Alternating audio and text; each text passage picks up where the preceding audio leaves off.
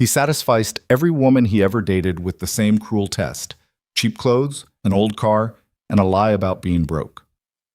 For 3 years, Caleb Dawson watched them all walk away the moment they believed his wallet was empty.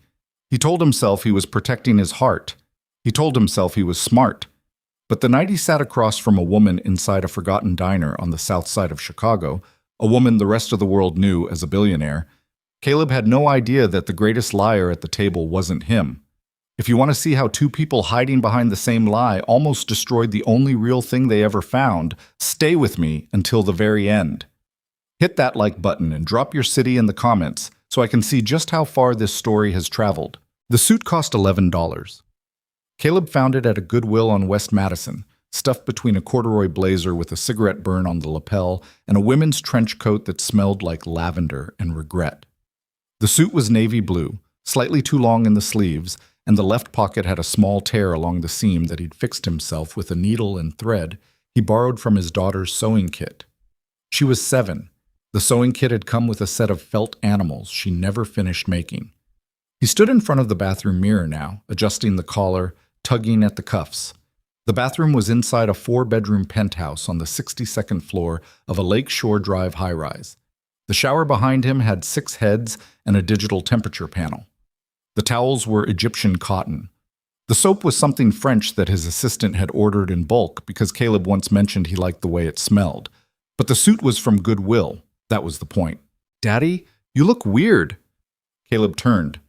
His daughter, Lily, stood in the doorway with her arms crossed and her head tilted sideways like she was studying a painting she didn't understand. She had her mother's eyes, dark brown, wide, painfully expressive, and her father's stubbornness, which meant she wouldn't leave until she said exactly what she was thinking. "Weird how?" he asked. "Like when Marcus at school wears his big brother's jacket. It doesn't fit, but he pretends it does because he thinks it makes him look cool." Caleb crouched down so they were eye level. "Does Marcus look cool?" "No," Lily said flatly. "He looks weird, like you." He laughed. It came out easier than he expected. Most things with Lily did. She was the only person in his life who could crack through the armor without even trying, mostly because she didn't know the armor was there. To her, he was just Dad. The guy who burned pancakes on Saturday mornings and fell asleep during the third act of every Disney movie, and sometimes forgot to sign her permission slips until the morning they were due. She didn't know about the company. She didn't know that the man kneeling in front of her in an $11 Goodwill suit had built a software platform that processed payment infrastructure for 3 of the 10 largest banks in the country. She didn't know that the Forbes profile they'd run on him last year estimated his net worth at somewhere north of $400 million.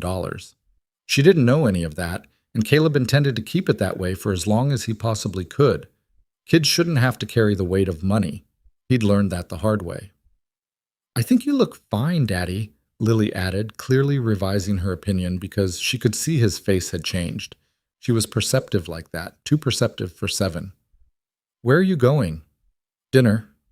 "With who?" "Someone new." Lily's face shifted. It was subtle, a slight tightening around the mouth, a half second where her eyes dropped to the floor before snapping back up. She'd learned to do that, to recover quickly. Kids who've been left behind by a parent learn how to swallow their feelings faster than most adults. "Is she nice?" Lily asked. "I don't know yet." "Are you going to do the thing again?" Caleb's stomach dropped. "What thing?" "The thing where you pretend we don't have money, and then she gets mad, and then you don't talk to her anymore, and then you're sad for a while, but you pretend you're not sad." He stared at his daughter. She stared back. Neither of them blinked. "Mrs. Park is coming over to watch you," he said, standing up. "There's leftover pasta in the fridge." "That's not an answer." "It's the only one I've got right now, Lil." She sighed, the kind of deep, world-weary sigh that should have belonged to someone 40 years older, and turned to walk back down the hallway. Caleb watched her go. The guilt sat heavy in his chest, right next to everything else he carried, right next to the divorce papers and the empty side of the bed and the voicemail his ex-wife had left 3 years ago, the one he'd listened to exactly once and never deleted. "I found someone better, Caleb, someone who can actually give me the life I deserve." The irony was almost beautiful. She'd left him because she thought he was broke. He'd been building the company in their spare bedroom at the time, coding until 3 in the morning while she slept, surviving on credit cards and instant noodles, and a stubborn belief that the product would work. She'd left 6 weeks before the first major contract came through. 6 weeks before everything changed. She didn't know. By the time the money arrived, she was already in Miami, already engaged to a real estate investor named Todd, who wore loafers without socks and called everyone brother. So Caleb had signed the custody papers without a fight. She hadn't wanted Lily. She'd made that clear in the mediation session when she'd looked at their daughter's photograph on the table and said, "She's better off with you. I'm not built for that." Not built for that. 3 years later, Caleb was still trying to figure out what kind of person says that about their own child. The nanny arrived at 6:30. Mrs. Park was a retired school teacher from Bridgeport who smelled like ginger tea and had a way of making Lily laugh that bordered on sorcery. Caleb trusted her completely. He didn't trust many people completely. "You look interesting," Mrs. Park said, eyeing the suit. "Lily already told me I look weird." "She's not wrong." He grabbed the keys to his car. Not the Tesla in the underground garage. Not the Range Rover he'd bought on impulse after closing a deal with a Japanese bank, but the 2009 Honda Civic he kept specifically for nights like this. It had a dent in the rear bumper and a crack in the windshield, and the passenger seat had a stain he'd never been able to identify. It was the perfect prop, because that's what his life had become. A series of carefully arranged props designed to answer a single question. Would she stay if she thought I had nothing? He'd been doing this for 2 years. 23 dates, 23 women. The methodology was always the same. He'd meet them through a dating app where his profile listed his occupation as independent consultant, technically true, aggressively vague. He'd show up in the Goodwill suit, he'd drive the Civic. He'd suggest restaurants that were decent but affordable. The kind of places where the check came to $45 and nobody ordered dessert. Then he'd watch. He'd watch how they looked at the car when he pulled up. He'd watch whether they flinched when he suggested splitting the bill. He'd watch the precise moment their smile shifted. That microscopic adjustment from genuine interest to polite tolerance to quiet calculation. Most of them made it through the first date. A handful made it to the second.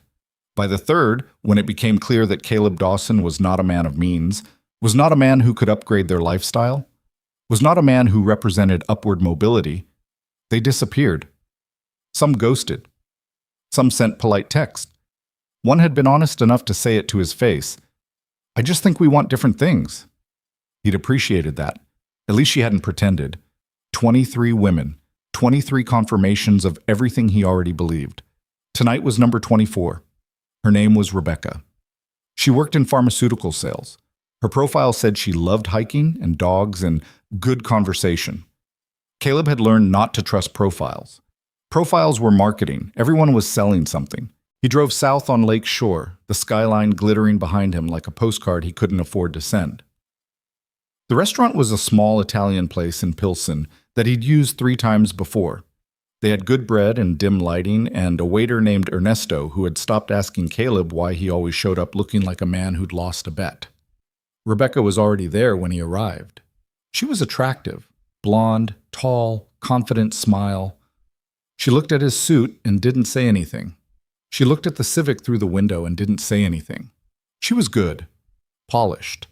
He could tell she was the kind of person who'd learned to keep her reactions internal. They ordered, they talked.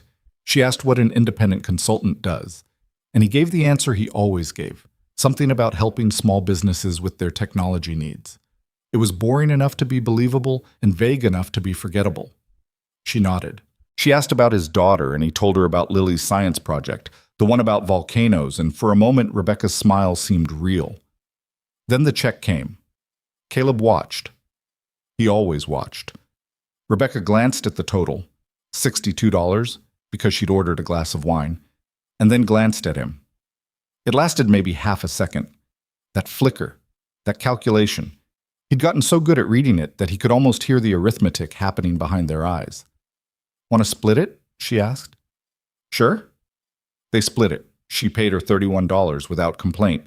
She was gracious about it, She didn't say anything passive-aggressive. She didn't make a comment about how the man should pay. She was, by all measurable standards, perfectly fine. But Caleb saw it.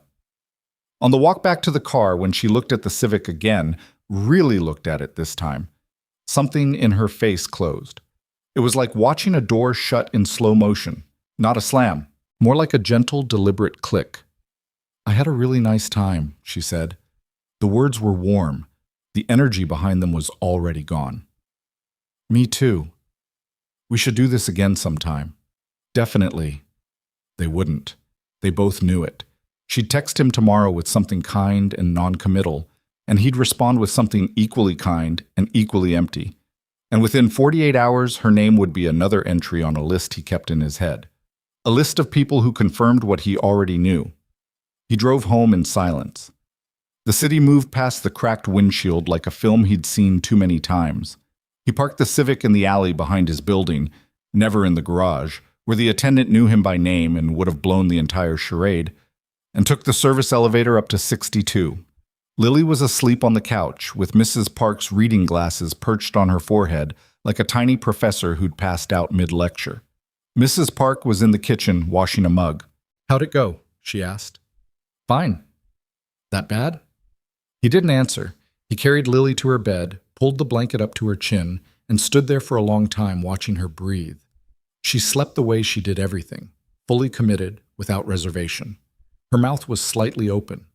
One arm hung off the edge of the bed. She was fearless even in sleep. He wished he could be that brave about anything. The next 3 weeks passed the way most of Caleb's weeks passed, in two completely separate lives that never touched. During the day, he was the CEO.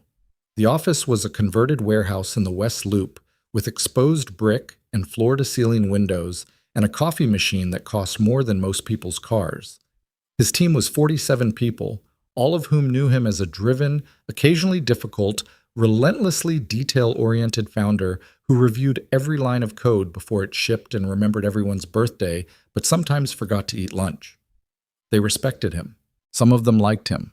None of them knew about the Civic or the Goodwill suit or the 24 women who'd confirmed his thesis about the transactional nature of human connection. His business partner, Derek, knew. Derek was the only person who knew everything, which was probably why Caleb trusted him, and also probably why they argued constantly. "You're doing it again," Derek said one Tuesday afternoon, leaning against Caleb's office door with a protein shake in one hand and judgment all over his face. "Doing what?" "The sad divorced guy thing, where you stare at your phone like it owes you an apology." "I'm reading earnings reports." "You're on a dating app. I can see the interface reflected in your glasses." Caleb took off his glasses. "I'm taking a break." "From what?" "Self-sabotage?" "Because you should take a permanent break from that." Caleb leaned back in his chair. Derek was 6'4", built like a former college linebacker, which he was, and had the emotional intelligence of someone who'd gone through therapy and actually done the work, which he had. He was also the only person alive who could call Caleb on his nonsense without getting fired or frozen out. "I went out with someone last week," Caleb said. "And?" "She was fine." "Fine like good, or fine like you wore the poverty costume and she failed your little loyalty exam?" Caleb didn't respond. Derek walked in and sat down across from him. "Caleb, man, I say this with love and also with the full authority of someone who owns 31% of this company. You need to stop." "Stop what?" "Stop testing people. Stop dressing like a substitute teacher from 2004.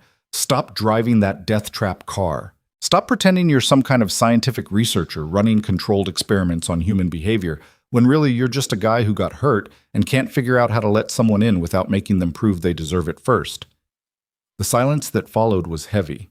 Not angry, just heavy. "She left me because she thought I was broke, Derek." "I know." "She left our daughter." "I know that too." "So forgive me if I want to know whether the next person is going to do the same thing." Derek sipped his protein shake, took his time with it, set it down on Caleb's desk with careful precision. What if the next person isn't like her? What if the next person is someone who'd love you whether you had $400 million or $400? And what if she never gets the chance to show you that because you've already decided the outcome before the experiment even starts? Caleb looked at his friend. That's very philosophical for a guy who once ate 17 hot wings in a single sitting. 18. And don't change the subject. But Caleb did change the subject, because that's what Caleb did.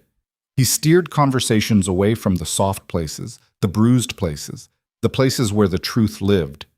He'd gotten so good at it that most people didn't even notice. Derek noticed. Derek always noticed. But Derek also knew when to push and when to back off. And this was a backing off moment. Just think about it, Derek said, standing up. The test isn't protecting you. It's just making you lonely in an expensive apartment. He left. Caleb sat there for a long time, staring at the skyline through the floor-to-ceiling windows.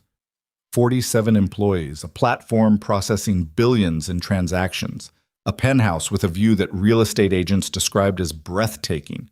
And he was sitting there in a $2,000 ergonomic chair thinking about an $11 suit. It was a Thursday night when everything changed. Not a dramatic Thursday.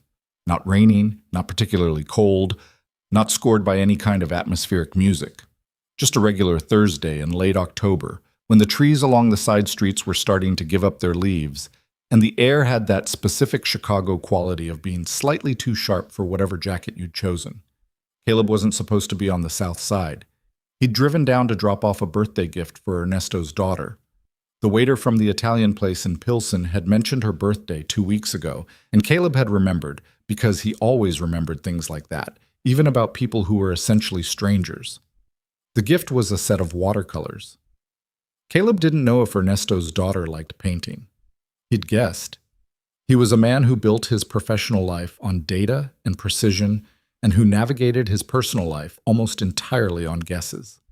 After dropping off the gift, he'd gotten lost. Not geographically, he knew Chicago like he knew the architecture of his own code, but temporally. He'd been driving aimlessly, which was something he did when his thoughts were too loud for the penthouse. The Civic was good for that. It demanded a certain level of attention that his other cars didn't. The steering pulled slightly to the left. The heat worked intermittently. You couldn't zone out in the Civic. It kept you present. He ended up on a street in Bridgeport that he'd driven through 100 times without stopping. There was a laundromat, a barber shop with a faded pole, a corner store with a cat sleeping in the window, and wedged between the barber shop and what appeared to be a closed tax preparation office, there was a diner. It was called Mabel's.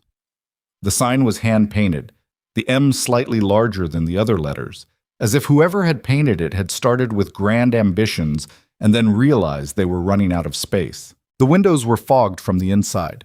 The door was propped open with a brick. Caleb didn't know why he stopped.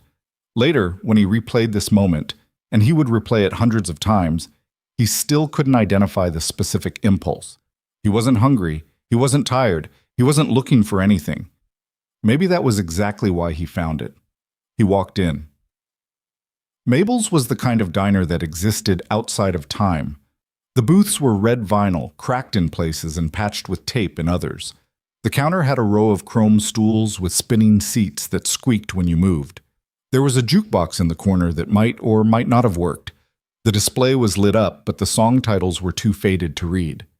The air smelled like coffee and bacon grease, and something sweet that was probably pie.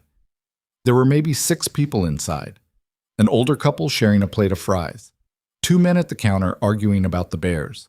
A teenager with headphones on, bobbing his head to something only he could hear. And a woman sitting alone in the last booth by the window. She was looking at her phone, but not the way most people look at their phones. Not scrolling, not texting, not consuming. She was just holding it, staring at the screen like it was a mirror showing her something she didn't want to see. Her coffee sat in front of her, untouched. The steam had stopped rising from it a long time ago. She was beautiful. Caleb registered that immediately, and then immediately tried to unregister it, because beauty was irrelevant to him in this context. In any context. He'd learned that beauty was just another form of currency, and he was tired of transactions. But there was something else about her, something he couldn't name. She looked out of place. Not in the way a wealthy person looks out of place in a cheap diner. There was nothing ostentatious about her. She wore a plain gray sweater, jeans, no jewelry except for a simple watch. Her hair was pulled back in a way that suggested function over style. She wasn't trying to be noticed, but she also looked like someone who was used to being noticed and had come here specifically to avoid it. Caleb sat down at the counter, ordered coffee from a waitress named Deb, who had the energy of someone who had seen everything and was no longer impressed by any of it. The coffee arrived in a thick ceramic mug with a chip on the handle. It was terrible. He drank it anyway. He wasn't watching the woman in the last booth. He was specifically not watching her, which, of course, meant he was acutely aware of her presence in the way you're aware of a sound you're trying to ignore. The awareness itself becomes the thing you can't escape. She coughed.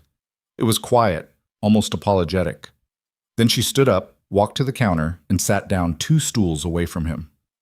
"Excuse me," she said to Deb. "Could I get a refill and maybe a piece of whatever pie that is?" Her voice was lower than he'd expected, a little rough around the edges, tired, but not the kind of tired that sleep could fix. "Cherry," Deb said. "Made it this morning. It's decent." "Decent is fine." Deb poured the refill and disappeared into the kitchen. The woman wrapped both hands around her mug and stared into it like she was reading tea leaves in coffee. Caleb looked straight ahead. The 2 men down the counter were still arguing about the bears.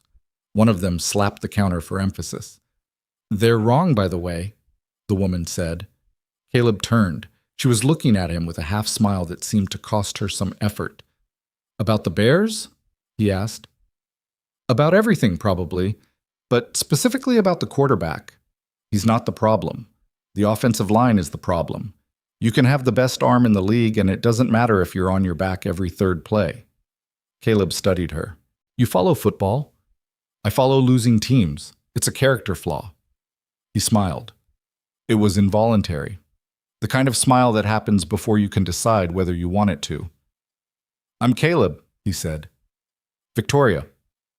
She didn't offer her last name. He didn't ask for it. There was an unspoken agreement in that exchange, an understanding that this conversation existed in the space between strangers and whatever comes after strangers, and that both of them were comfortable staying in that space for now. "You come here often?" he asked, then winced. That sounded like a line. It wasn't a line. It was a little bit of a line. "Maybe 5%. I'll allow 5%. She took a sip of her coffee. "No, I don't come here often. First time, actually. I was driving and I saw the sign and I thought, I don't know. I thought it looked like the kind of place where nobody would ask me anything. And then I immediately asked you something. You did. It's a real problem." He laughed. She almost laughed. Her mouth moved in the direction of laughter but stopped short, as if some internal mechanism had caught it and held it back. He noticed that. He filed it away. "What about you?" she asked. "Regular?" "First time too." "So we're both lost." "Apparently." Deb brought the pie. Victoria looked at it with the expression of someone who hadn't eaten anything that wasn't served at a boardroom table or prepared by a private chef in a very long time, though Caleb couldn't have known that then. "It's actually good," she said after the first bite, sounding genuinely surprised. Deb said it was decent. Deb was being modest. They talked. It started small, the way all important conversations start, with the trivial and the safe, the weather, the neighborhood, the specific auditory experience of a Chicago autumn, which Victoria described as the sound of a city clearing its throat before winter. He liked that. It was specific and slightly odd, and it told him that she paid attention to things most people ignored. He told her about Lily. Not everything. Not the custody arrangement. Not the abandonment. Not the way his daughter sometimes woke up in the middle of the night and asked him if he was going to leave too. But enough. Enough for Victoria to understand that he was a father first and everything else second. "How old?" she asked. 7 going on 45. "Sounds like she keeps you honest." "She tries. I'm a difficult case." Victoria's expression shifted at that. Something flickered behind her eyes. Recognition, maybe. As if the phrase difficult case had resonated with something private. "I have a brother," she said. "Younger. He's 17. Big age gap." "Yeah." She paused, turned her coffee mug in a slow circle on the counter. "Our parents died when he was 12. I've been handling things since then." The word handling carried an enormous amount of weight. Caleb could hear it. The compression, the understatement. She wasn't sharing a fact. She was opening a door exactly 1 inch and seeing if he'd try to push it open or just stand there and wait. He waited. "That's a lot to carry," he said quietly. "It is." "You're doing it, though." "Most days." She looked at him then, really looked at him, not a glance, not a social scan, but a genuine examination, as if she was trying to determine something specific about his character based on nothing more than the way he received her information. Caleb held the look. He didn't flinch, didn't rush to fill the silence with some comforting platitude, didn't try to fix anything. He just sat there, being present, which was the thing he was worst at in his own life, and somehow the thing he was best at when it mattered for someone else. "You're not going to ask me what happened?" she said. "Not unless you want to tell me." She held his gaze for another long moment. Then she looked away and something in her shoulders released, a tension he hadn't even noticed until it was gone. "Most people ask," she said. "Most people don't know what to do with the answer." "No," she agreed. "They don't." Deb refilled their coffees without being asked. The diner had emptied out. The couple with the fries was gone. The two men had settled their Bears argument and moved on to the Bulls. The teenager with the headphones was asleep in his booth. "What do you do?" Victoria asked. Caleb's chest tightened. The question that started the test. The question that set the entire machinery in motion. The cheap suit, the cracked windshield, the rehearsed modesty. He could feel the script loading, the performance queuing up, the familiar sequence of carefully constructed half-truths that would allow him to present himself as a man of modest means without technically lying. "I work in tech," he said. "Small operation, mostly consulting for local businesses. It's not glamorous, but it pays the bills." The lies came out smooth, practiced. He'd said some version of these words 23 times before. They fit in his mouth like an old retainer, uncomfortable but shaped to his specific architecture. Victoria nodded. She didn't ask follow-up questions about the company. She didn't probe for details. She didn't do any of the things that his internal detection system was calibrated to flag. She just accepted it and moved on. "Sounds steady," she said. "It is." Steady's underrated. And then she did something that none of the previous 23 women had done. She changed the subject, not to herself, not to some tangent that would eventually loop back to income or lifestyle or aspiration, but to Lily. "Tell me more about the volcano," she said. "What?" "The science project, the volcano. You mentioned it earlier. Tell me about it." So he did. He told her about the baking soda and the vinegar and the food coloring that had stained their kitchen counter, and how Lily had insisted on painting the volcano to look like Mount Vesuvius because she'd read about Pompeii in a library book and had become briefly obsessed with ancient Roman disaster management. He told her about how the eruption had gone sideways, literally sideways, spraying red liquid across the kitchen floor, and how Lily had declared it a success because real volcanoes don't follow directions either. Victoria laughed, not the almost laugh from before, a real one. Full and unguarded and slightly too loud for the quiet diner. She covered her mouth with her hand, surprised by her own reaction. Caleb stared at her. "Sorry," she said. "I haven't laughed like that in, I don't know, a while." "Don't apologize for laughing. It's a reflex. My whole life is reflexes." She said it casually, but the words landed heavy. My whole life is reflexes. He turned that phrase over in his mind. It sounded like something someone says when they've spent years performing a version of themselves and have forgotten which parts are real. He knew exactly what that felt like. They stayed until Deb started wiping down the counter with the slow, deliberate energy of someone who wanted to go home but was too polite to say it. Victoria left a $20 bill under her mug, an absurdly large tip for 2 cups of coffee and a slice of pie. Caleb noticed but didn't comment.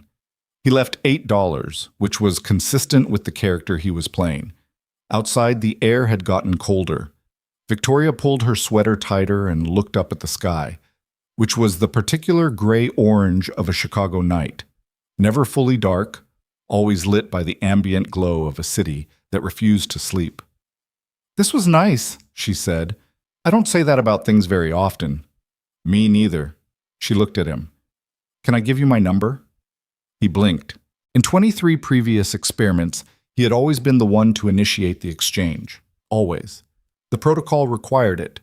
He needed to control the variables, set the terms, maintain the architecture of the test. But Victoria had just walked through the framework without even knowing it existed. Yeah, he said, I'd like that. She typed her number into his phone. Just a number.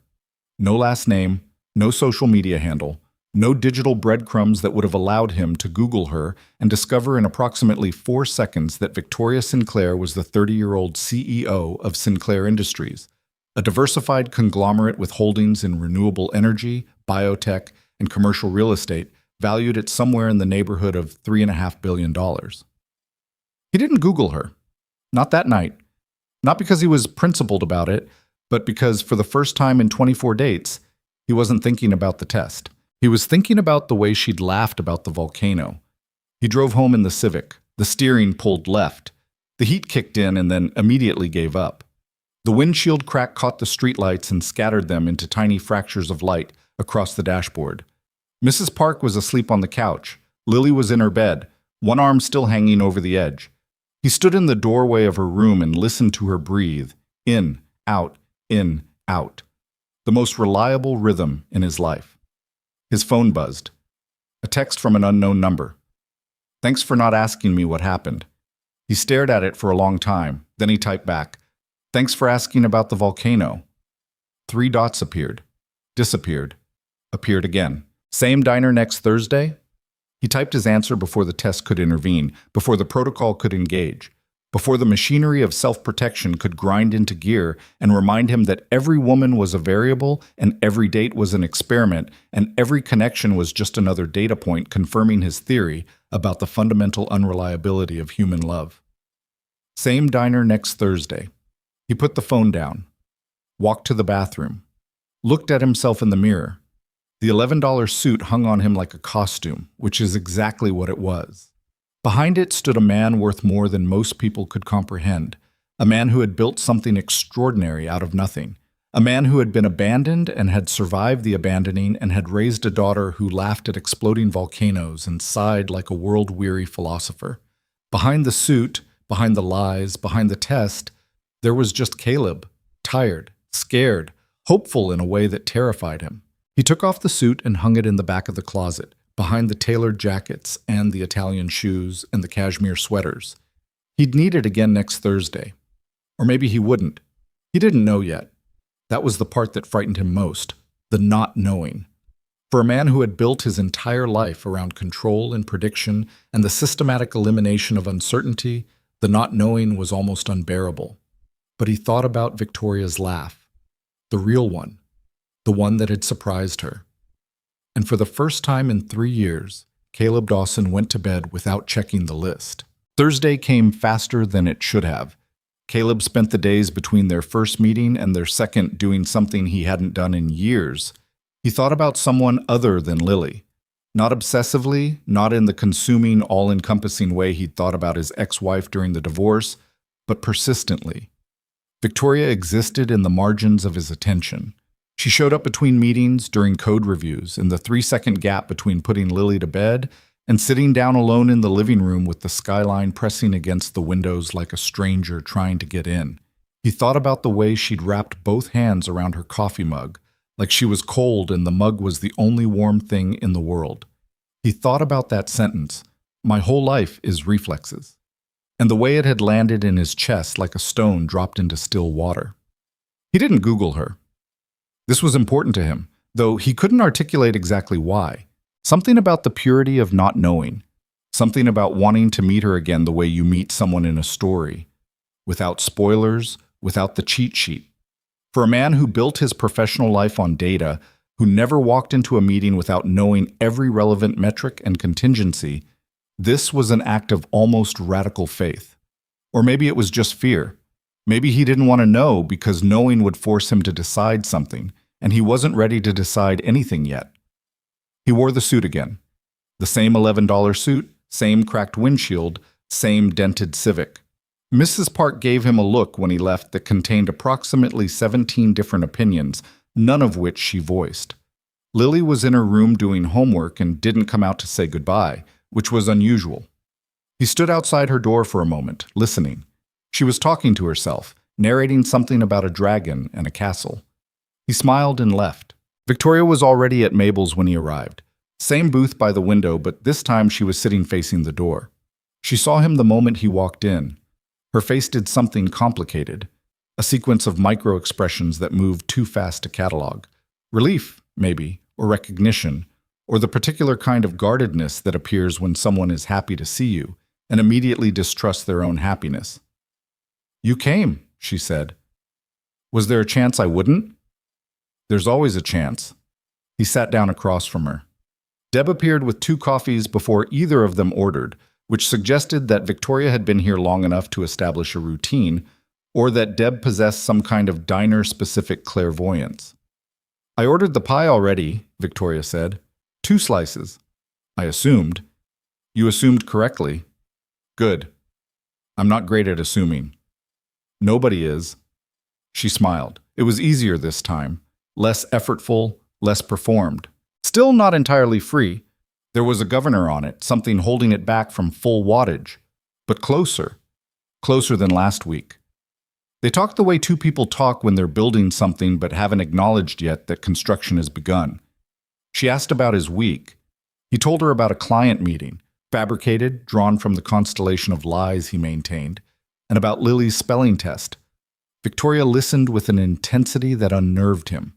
Not the performative listening he was used to, not the nodding while thinking about something else that constituted most adult conversation, but genuine, focused attention. She asked follow-up questions. She remembered details from the week before. She'd remembered the volcano. "Did she get the grade?" Victoria asked. 92. She missed necessary. 3 S's tripped her up. 3 S's trip everyone up. That word is a trap. That's exactly what she said. She called it a trick word. "Smart kid." Too smart. It's going to be a problem eventually." Victoria laughed. Not the surprised, self-conscious laugh from their first meeting, but something warmer. Something that had rehearsed itself in the days between and arrived now with more confidence. "Tell me something about your brother," Caleb said. Her laugh faded. Not abruptly. It dimmed like a light on a slow switch. She picked up her coffee and held it between both hands again. That same gesture, that same instinct to hold on to something solid. "Adrian," she said. "His name is Adrian." "Okay." "He's 17. He likes manga and old horror movies, and he's gotten weirdly into chess lately, which I think is because his physical therapist plays, and Adrian can't stand losing at anything." "Physical therapist?" She was quiet for a moment. Caleb could feel the boundary, so the line between what she was willing to share and what she was protecting. He'd built his entire dating strategy around finding those boundaries in other people and exploiting them. The irony of sitting here, genuinely respecting someone else's boundary for the first time in years, was not lost on him. "He has a degenerative condition," Victoria said carefully. "It's progressive. Some days are better than others. The better days are getting less frequent." The words hung between them. Caleb didn't say he was sorry. He'd learned from Lily, from the divorce, from 3 years of navigating a world that wanted to comfort you with words that cost nothing. He'd learned that sorry was often just a reflex, a social lubricant that sounded like empathy but functioned like a period at the end of a sentence. It closed the conversation. He didn't want to close anything. "What does he need?" Caleb asked instead. Victoria looked at him. That same searching look from the first night, the one that felt like she was reaching past the surface of him, trying to touch whatever was underneath the suit and the car and the performance. "He needs consistency," she said. "He needs someone to show up on the days when it's boring and repetitive and nothing dramatic is happening. He needs someone to sit with him through the physical therapy that doesn't seem to do anything and the medication that makes him nauseous and the nights when he's scared but pretends he's not." She paused. "That's what he needs. But most people want the dramatic version. They want to show up for the crisis. They don't want the Tuesday afternoon." "I'm familiar with Tuesday afternoons." "I bet you are." They looked at each other across the table and something shifted. Not dramatically, The diner didn't go quiet, the lights didn't change, the jukebox didn't start playing something meaningful. Nothing cinematic happened, but something moved, some invisible wall between them lowered by another inch. Deb brought the pie, cherry again.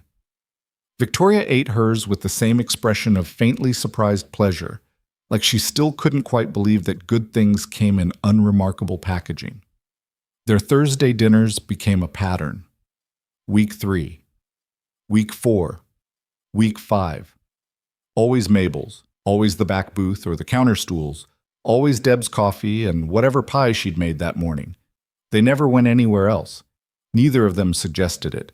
The diner had become a kind of neutral territory, a place that belonged to neither of their real lives, a pocket of space where they could be whoever they were without the weight of context. Caleb kept wearing the suit. He kept driving the Civic. He kept describing his work in the vague, self-deprecating terms he'd perfected over 23 previous dates. And each time the lies felt heavier.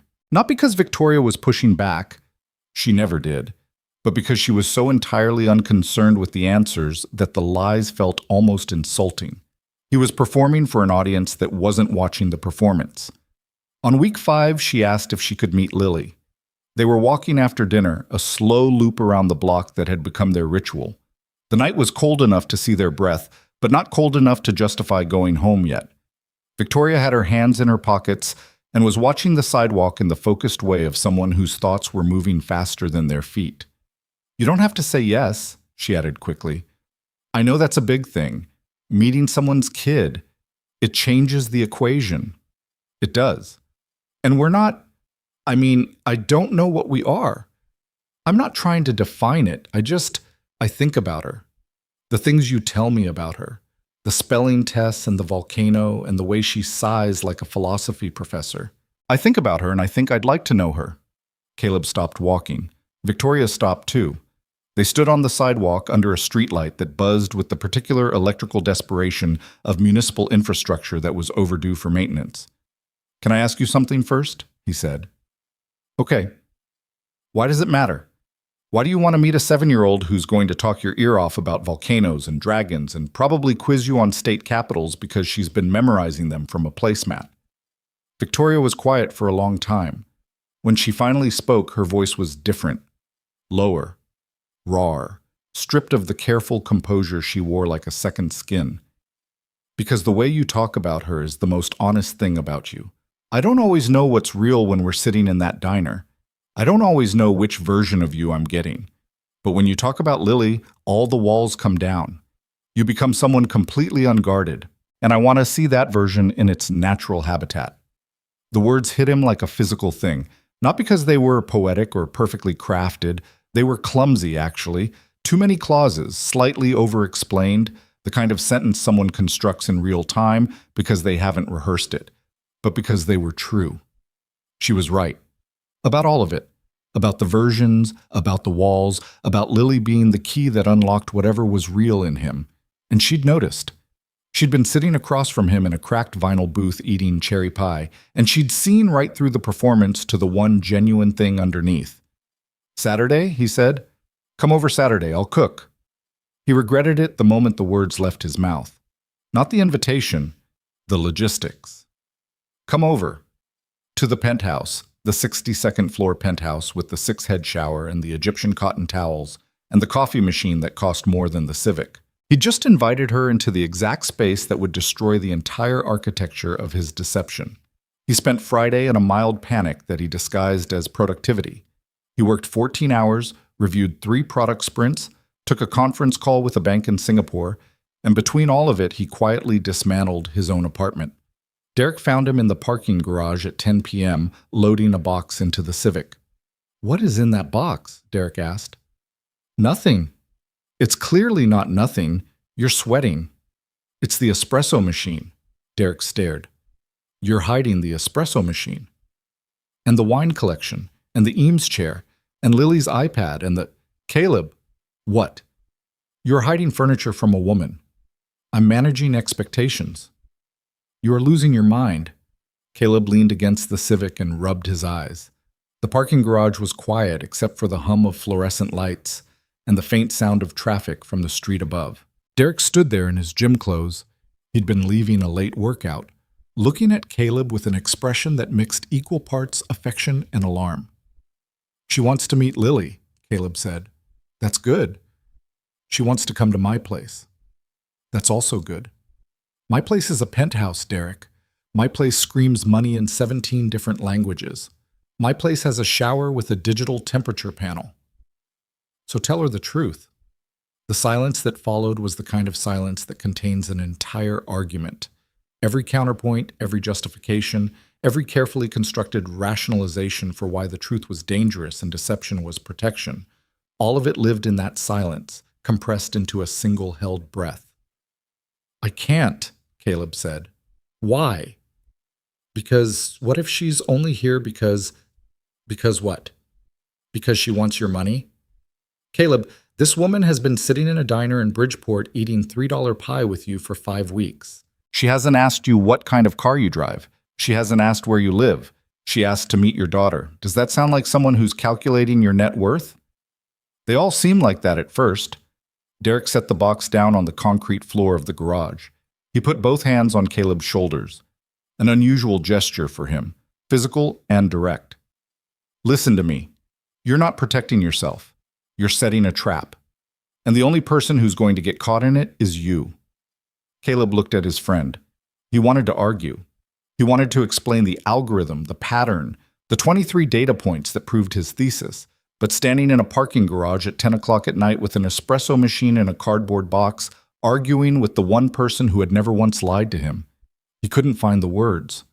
"I'm going to tell her," he said, "eventually." Eventually is the most dangerous word in the English language. I thought that was fine. Fine is second. Eventually is first. Ask anyone who's been divorced.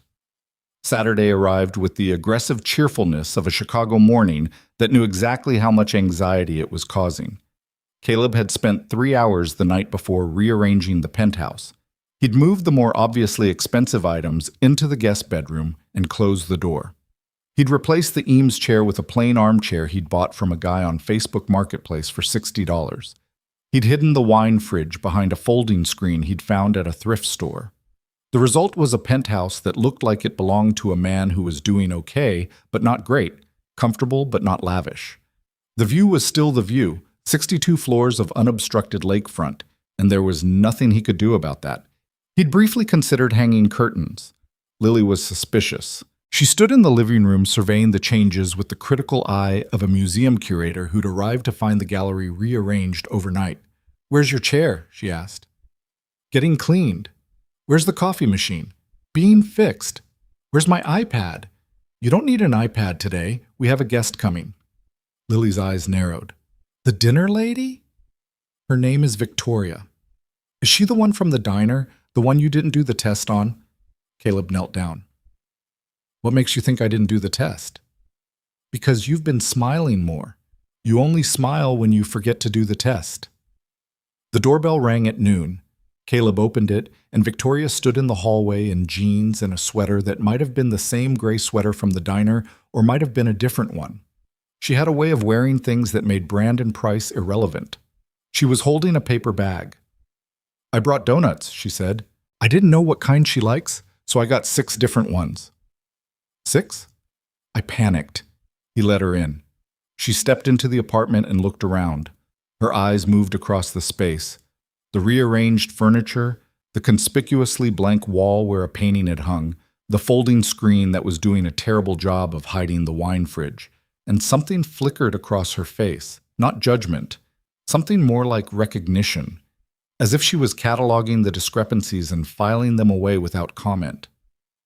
Then Lily appeared from the hallway. For a moment, nobody spoke.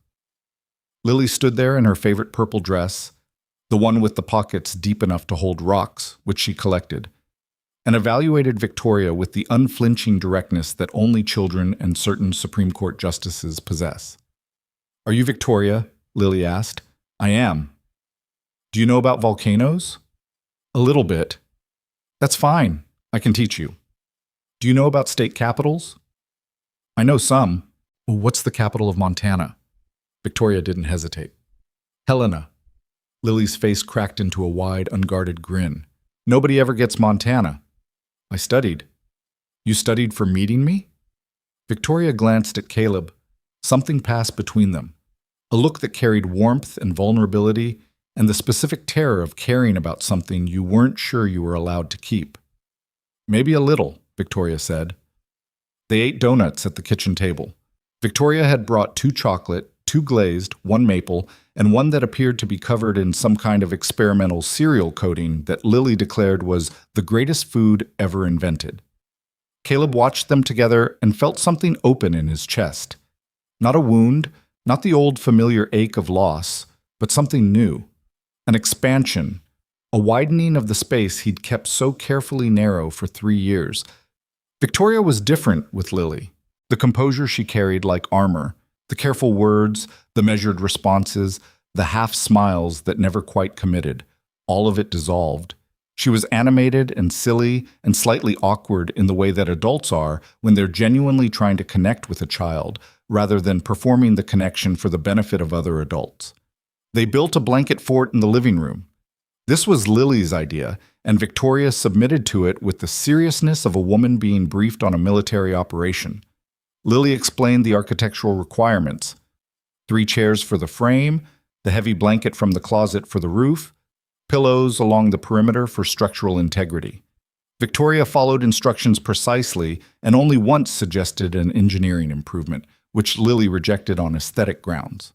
Inside the fort, they ate more donuts, and Lily quizzed Victoria on state capitals for 45 minutes. Victoria got 27 right, and deliberately missed 3 that she clearly knew.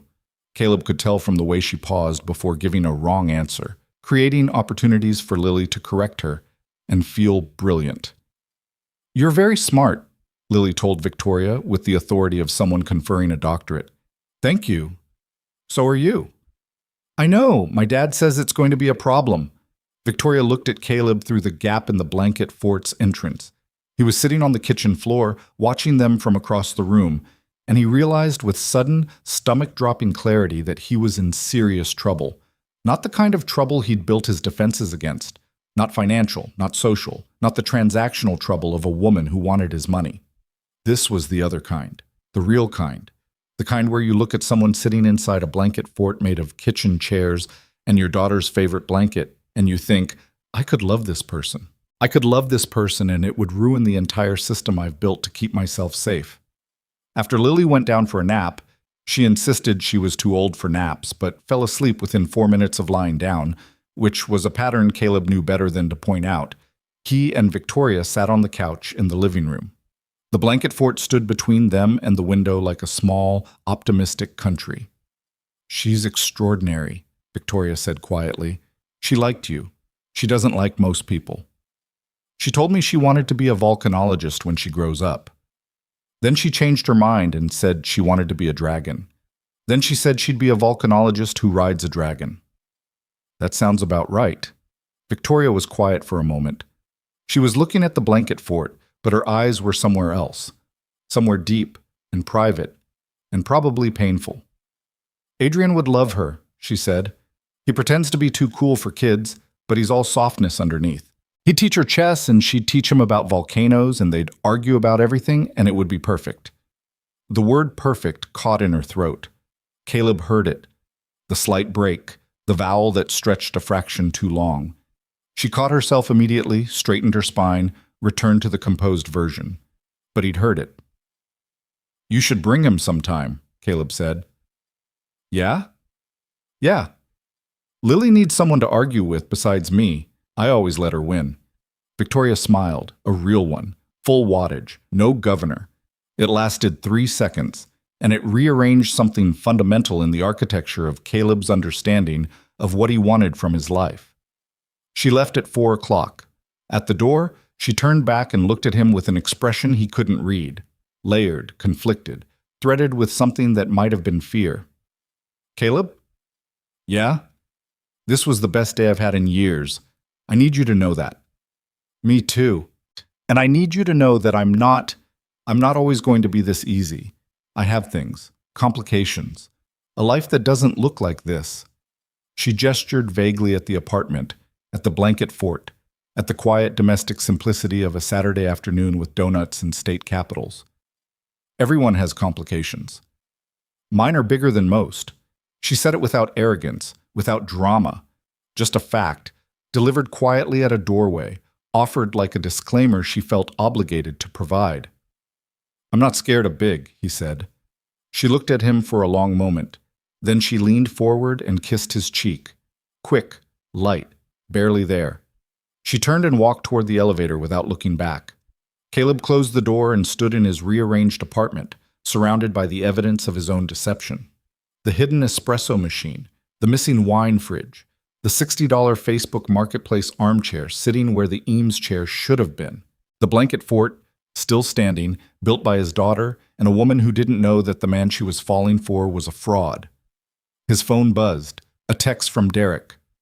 "How'd it go?" He stared at the screen for a long time.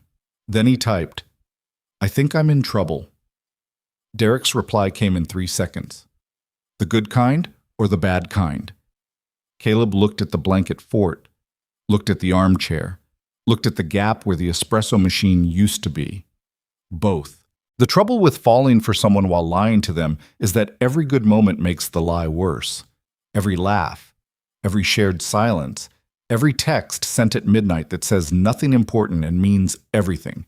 Each one adds another brick to the wall that will eventually have to come down. And the higher the wall gets, the more damage it does when it falls. Caleb knew this. He knew it the way you know a deadline is approaching, with full intellectual awareness and absolutely no emotional willingness to act on it. 6 weeks had passed since the Saturday with the donuts and the blanket fort.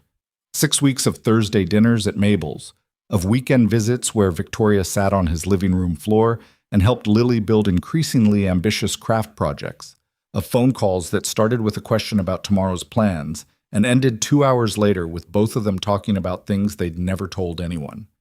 She told him about the first year after her parents died, how she'd been 23 and suddenly responsible for a 12-year-old boy who wouldn't eat, wouldn't sleep, wouldn't look at her without rage in his eyes because she was alive and their parents weren't, and he needed someone to blame. She told him how she'd dropped out of her MBA program and spent 9 months just trying to keep Adrian alive, not from the illness, which hadn't been diagnosed yet, but from the grief that made him reckless and self-destructive and terrifyingly indifferent to his own safety. He used to climb things, she said one night on the phone. It was past midnight. Caleb was sitting on the kitchen floor because Lily was asleep, and the kitchen was the farthest room from her bedroom, and he didn't want to wake her. Fire escapes, construction scaffolding, the roof of our apartment building. I'd come home and find him sitting on the edge of something high, just staring down. Not suicidal, I don't think. He was 13. I think he just wanted to feel something that wasn't the inside of his own head. What did you do? I climbed up after him, every time. I'm terrified of heights, by the way. Absolutely paralyzed. But I climbed up and I sat next to him and I didn't say anything because I didn't have anything to say. I just sat there. And eventually he'd get cold or bored or hungry and he'd climb down and I'd climb down after him and we'd go inside and eat cereal and watch bad television and pretend the whole thing hadn't happened. That's incredible. It's not. It's just what you do. You know that. You do the same thing for Lily. You just do the next thing, and then the next thing. And then eventually you've built a life out of 1,000 next things that you didn't think you were strong enough to do. He fell in love with her somewhere during that phone call. He didn't realize it at the time. The realization came later, in pieces, the way a photograph develops in a darkroom. But the chemical reaction started right there, on the kitchen floor at 12:40 in the morning, listening to a woman describe climbing fire escapes for a brother she refused to lose. The problem was that everything she gave him was real. Her stories were real. Her fear was real. Her slowly expanding trust was real. And everything he gave her back was contaminated. Not all of it. The things he told her about Lily were true. The things he felt when she was in the room were true. The version of himself that emerged in her presence was maybe the truest version he'd been in years. But the foundation was rotten. The suit, the car, the small consulting business, every structural element of their relationship rested on a lie he'd designed to protect himself from exactly the kind of person she was turning out to be. Derek stopped asking about it. That was worse than the lectures. When Derek argued with him, Caleb could argue back, could defend the test, could retreat into the logic of self-preservation. But Derek's silence was a different kind of pressure. It was the pressure of someone who could see the crash coming and had decided that watching was the only option left. "You're going to lose her," Derek said one morning, the only sentence he offered on the subject in 3 weeks. He said it while reading a quarterly report, without looking up, the way you'd mentioned that it might rain later. The dinner that changed everything happened on a Thursday in early December. Caleb had picked a new place. Not Mabel's, because Victoria had suggested they try somewhere different, and the suggestion itself felt like progress. Like their relationship was outgrowing the careful boundaries of the diner, the way a plant outgrows its pot. The restaurant was called Marco's, a mid-range Italian spot in Wicker Park that Caleb had vetted for appropriate price range. Not too cheap, not too expensive. Consistent with the financial profile of a man who ran a small consulting business and drove a 2009 Civic. Victoria met him there. She was wearing a dark green dress and she'd let her hair down, which she almost never did. She looked beautiful in a way that made his throat tight, and she also looked tired. There were shadows under her eyes that her makeup didn't quite cover. Adrian had been having a bad week. She'd mentioned it in a text that morning, brief and matter-of-fact, the way she always handled the hard things, compressing enormous pain into a few words so it would fit through the narrow channel she'd allowed between her private suffering and the rest of the world. "How is he?" Caleb asked once they were seated. "Tired. The new medication makes him nauseous, but the doctor says to give it another 2 weeks. So we're giving it 2 weeks. And how are you?" She looked at him. The question seemed to catch her off guard, which told him everything about how rarely someone asked it.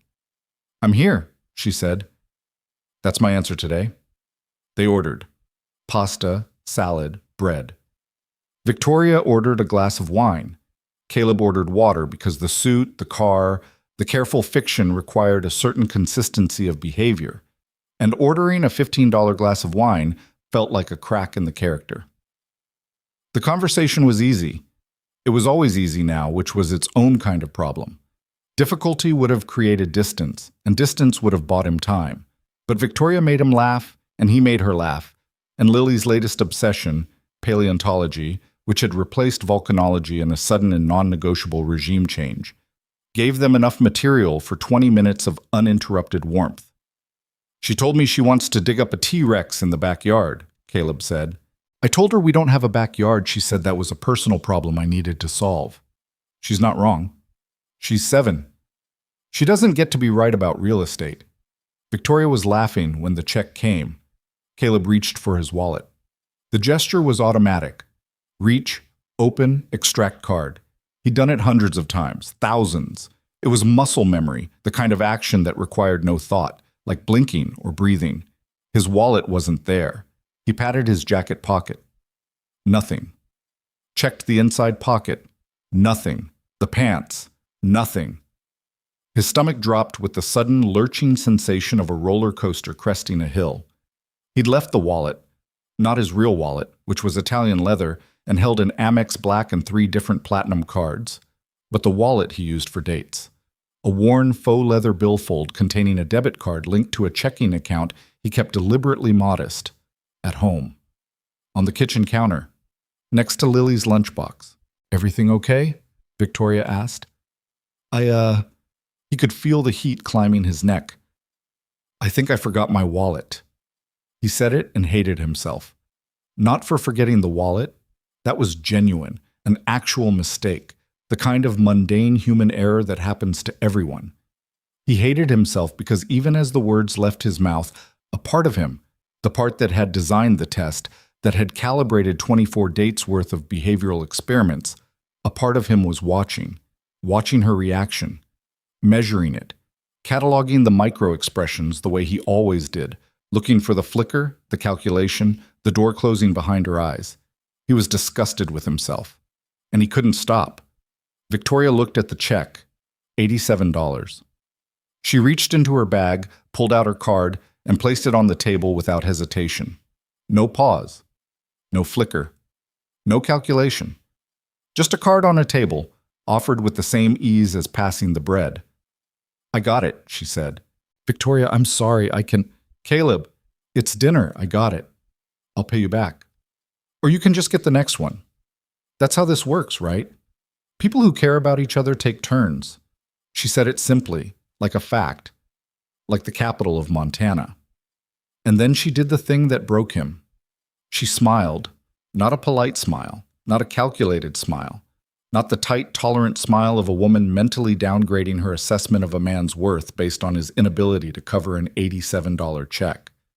She smiled the way you smile at someone you care about when they're embarrassed, and you want them to know it doesn't matter. Wide, warm, unguarded.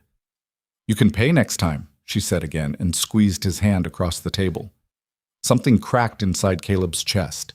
He could feel it, an actual physical sensation, like a bone shifting, like a wall giving way.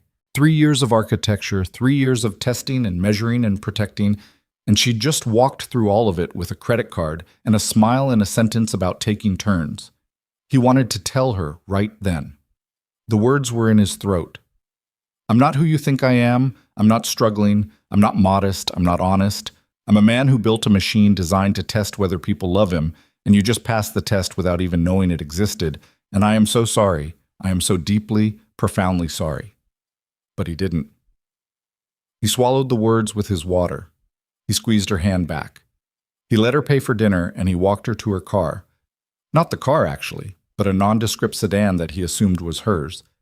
And he kissed her goodnight on the sidewalk in Wicker Park while the December wind cut through his $11 suit like it wasn't even there. He drove home in the Civic. The heat had stopped working entirely. His hands were numb on the steering wheel. He could still feel the place on his palm where her hand had been. Mrs. Park was reading on the couch. She looked at him over her glasses. You look like someone hit you, she said. Nobody hit me. Emotional hit. Different bruise. Same face. He sat down across from her. Mrs. Park set her book aside with the patience of someone who understood that some conversations couldn't be rushed. I'm lying to her, he said. I know. You know? Caleb, you leave this apartment in a suit from Goodwill and drive a car that sounds like it's begging for death. I have functioning eyes. Why didn't you say anything? Because you're a grown man, and I'm your daughter's nanny, not your therapist. But since you're asking, yes, you're lying to her, and yes, it's going to end badly, and no, I don't think you're a bad person. I think you're a hurt person who built a bad system. He stared at her. Mrs. Park had a way of reducing complex emotional catastrophes to single, precise sentences. It was devastating. She paid for dinner tonight, he said. I forgot my wallet, and she just covered it. $87. And she smiled. Like it was nothing. Like I was enough without the wallet. And that scared you. It terrified me. Mrs. Park stood up. She put on her coat, gathered her book, and walked to the door. She paused with her hand on the handle. The question isn't whether she'll forgive the lie, Mrs. Park said. The question is whether you'll forgive yourself for needing to tell it. Good night, Caleb. She left. He sat alone in the rearranged apartment, surrounded by the gaps where his real life should have been. The missing espresso machine, the hidden paintings, the $60 armchair where the Eames chair should have been. Every absence was a lie made physical, a deception given form and weight and dimension. He couldn't sleep that night. He lay in bed staring at the ceiling and replaying the moment, her hand reaching for her card, her smile, the sentence about taking turns. 23 women had come before her. 23 women who had done the math and found him lacking. And then Victoria, who hadn't done the math at all, who had simply reached across the table and treated him like a person instead of a balance sheet. The guilt was enormous. Not the sharp, clean guilt of a single mistake, but the deep, spreading guilt of a sustained deception.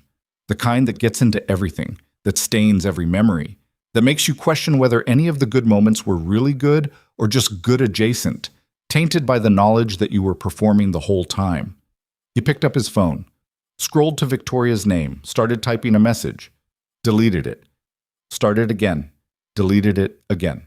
What do you say? How do you begin a confession that's also an apology, that's also a declaration of love? There wasn't a template for this. There wasn't a protocol. The machinery he'd built, the test, the system, the controlled experiment, had no function for what he was feeling now. He put the phone down, picked it up, Put it down.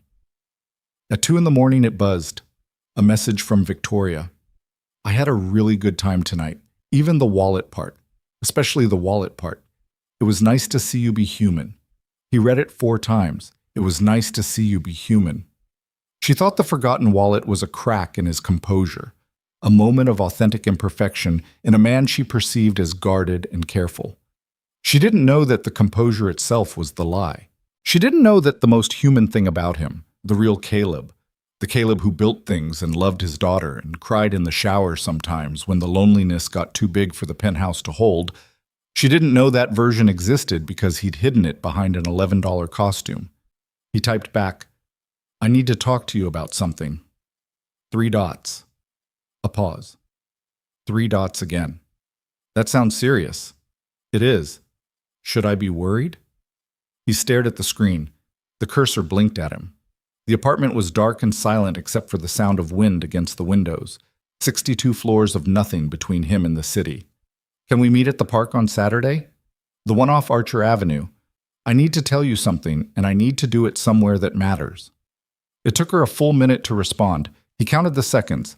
60 of them, each one heavier than the last. Okay. Saturday. The park. He set the phone on the nightstand, lay back, stared at the ceiling. The cracks in the plaster formed patterns that he'd memorized over 3 years of sleepless nights. Rivers, roots, fault lines.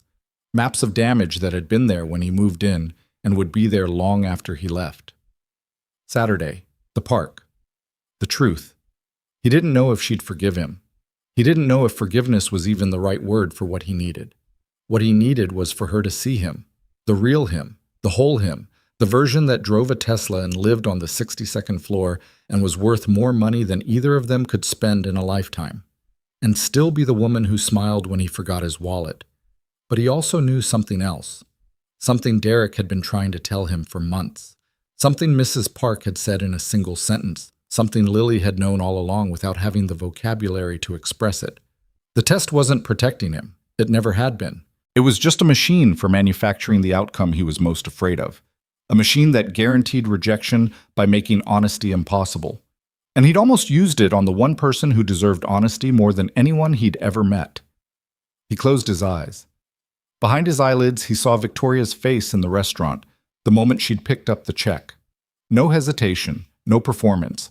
Just a woman who cared about a man and didn't need the man to be anything other than what he was. Except he wasn't what he was. He was what he'd pretended to be. Saturday was coming. And the lie, the whole elaborate, self-protective, meticulously constructed lie, was about to collapse under the weight of something it was never designed to carry. The truth. Saturday morning broke gray and cold. The kind of December day where the sky sits so low over Chicago, it feels like the city is wearing a ceiling. Caleb woke at 5, which meant he hadn't really slept. He'd spent most of the night in that shallow, restless zone between consciousness and dreaming, where his thoughts kept running the same loops. Her face at the restaurant, the card on the table, the smile, the text at 2 in the morning. It was nice to see you be human. He showered, stood under the water for a long time, letting it hit the back of his neck, trying to organize the chaos inside his head into something manageable. It didn't work. The chaos didn't want to be managed. It wanted to be felt. And Caleb was not a man who was comfortable feeling things without first categorizing and controlling them. He got dressed. Not the Goodwill suit. For the first time in 2 years of performing poverty, he reached past it, past the thin navy fabric, past the torn pocket he'd stitched with Lily's thread, and pulled out a plain black sweater and jeans, his own clothes that fit. It felt strange, like putting on someone else's skin after wearing a costume so long you'd forgotten what your own body looked like underneath. Lily was at the kitchen table eating cereal when he came out. She looked at him, looked at the sweater, looked at the jeans, looked at the absence of the suit. "You're not wearing the weird suit," she said. "No." "How come?" He sat down across from her. The cereal was the chocolate kind she wasn't supposed to have on weekdays, but always somehow ended up with on Saturdays. There was a small puddle of chocolate milk on the table that neither of them would acknowledge. "I'm going to tell Victoria something today," he said, Something I should have told her a long time ago. Lily studied him with those dark brown eyes, her mother's eyes, the ones that could see through walls. The money thing? His chest seized. What do you know about the money thing? Daddy, I'm 7, not stupid. We live on the top of a building. You have 2 cars you never drive. Mrs. Park told me your shower has a computer in it. Mrs. Park told you. She didn't mean to. She was talking to her daughter on the phone and she said, "This man has a shower with more buttons than my microwave." And I heard. Caleb rubbed his face with both hands. He felt exhausted and exposed and slightly amused, which was a combination only Lily could produce. "Are you mad?" he asked. "About the money? About the lying?" She thought about it, genuinely thought about it, with the careful consideration she applied to questions she deemed worthy of real analysis. She took another bite of cereal, chewed, swallowed. "I'm not mad," she said, "but I think Victoria might be." "Because you lied to her face and she trusted you. And that's worse than lying behind someone's back, because at least behind their back, they don't have to look at you while you're doing it." He stared at his daughter. 7 years old. Chocolate milk on the table. A sentence that contained more emotional intelligence than anything his therapist had said in 6 months of sessions he'd attended twice and then quit. "When did you get so smart?" he asked. "I've always been this smart. You just don't listen until it's an emergency." He laughed. It came out shaky and raw and slightly wet. Lily's expression softened. She reached across the table and put her small hand on top of his, a gesture so adult, so tender, so clearly learned from watching him do the same thing for her 1,000 times, that it nearly broke him. "She likes you, Daddy, the real you, not the suit you." "How do you know?" "Because she looked at you the same way you look at me, like you're the important thing in the room and everything else is just furniture." He held her hand for a long moment. Then he kissed the top of her head, grabbed his keys, the Tesla keys, not the Civic keys, and stopped at the door. "Mrs. Park will be here in 20 minutes. "I know. Daddy?" "Yeah?" "Don't mess it up." "I'll try. Try harder than usual." The park off Archer Avenue was a small rectangle of grass and gravel that the city had wedged between a used car lot and a Korean church. It had a rusted playground set, 3 benches, and a single tree that had somehow survived decades of Chicago winters with a kind of stubborn, graceless persistence that Caleb had always admired. He and Victoria had walked through it once, weeks ago, on one of their post-dinner loops around the neighborhood. She'd sat on the middle bench and said it reminded her of a park near the group home where Adrian had spent 6 months before she'd gotten legal custody. She hadn't elaborated. He hadn't pushed. He arrived first, sat on the middle bench. The metal was cold through his jeans. His breath came out in small white clouds that dissolved before they got anywhere. He watched a man across the street loading boxes into a van and felt a strange kinship. 2 men carrying heavy things on a Saturday morning, one of them visible, one of them not. Victoria appeared at the entrance to the park at exactly 10 o'clock. She was wearing a gray coat and her hair was down again. She walked toward him with a stride that was deliberately measured, the kind of walk you adopt when you're not sure what you're walking into and you want to maintain the option of turning around. She sat down next to him, not close, a foot of space between them, a deliberate gap. "Hi," she said. "Hi. You said you needed to tell me something." "I do." She looked straight ahead, at the rusted playground, at the used car lot, at the Korean church with its hand-painted sign. She wasn't looking at him, and he understood why. Looking at someone makes you vulnerable. Looking away gives you somewhere to retreat. "Before I say this," Caleb started, and then stopped. The words were tangled. He'd rehearsed this conversation a dozen times in the shower, in the car, in the dark of his bedroom at 3 in the morning. Every rehearsal had been clean and logical and precisely structured, like a presentation to a board of investors. But now, sitting on a cold bench next to a woman who trusted him, the clean logic dissolved and all that was left was the mess. "Caleb." "Yeah." "Whatever it is, just say it. I'm not good with suspense. My whole life is suspense. I need you to just be direct." He turned to face her. She turned to face him, a foot of cold air between them. "I'm not who you think I am." She didn't react, didn't flinch, just waited. My name is Caleb Dawson. That part's true. Lily is real. Everything I told you about Lily is real. Everything I told you about my divorce is real. My ex-wife left me because she thought I was broke. She left our daughter. She walked away from both of us. All of that happened. Okay? But the rest, he swallowed. His throat was dry. The cold air felt like sandpaper. The consulting business, the car, the suit, all of it. None of it is real. Victoria, I'm not struggling. I'm not living paycheck to paycheck. I'm not a guy who runs a small tech company out of his apartment. She was watching him now. Her face was still. Not blank. Still. The way water is still before something breaks the surface. I built a software platform 6 years ago, payment processing infrastructure. It's used by major banks, big ones. The company is, I'm worth. He stumbled over the number. It felt obscene to say it out loud. Here, on this bench, to this woman who'd paid for his dinner without blinking. I'm worth about $400 million. The stillness on her face held for 3 seconds. 5, 7. The apartment, she said. Her voice was flat, controlled.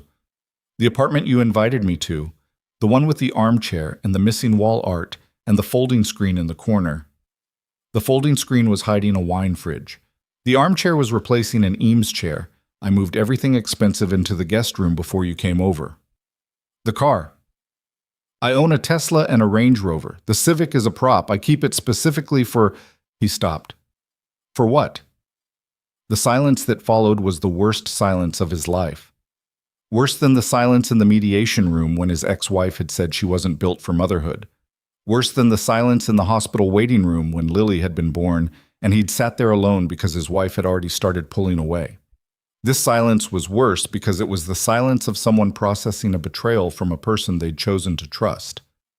For dates, he said, I've been doing this for 2 years, 24 women. You're number 24.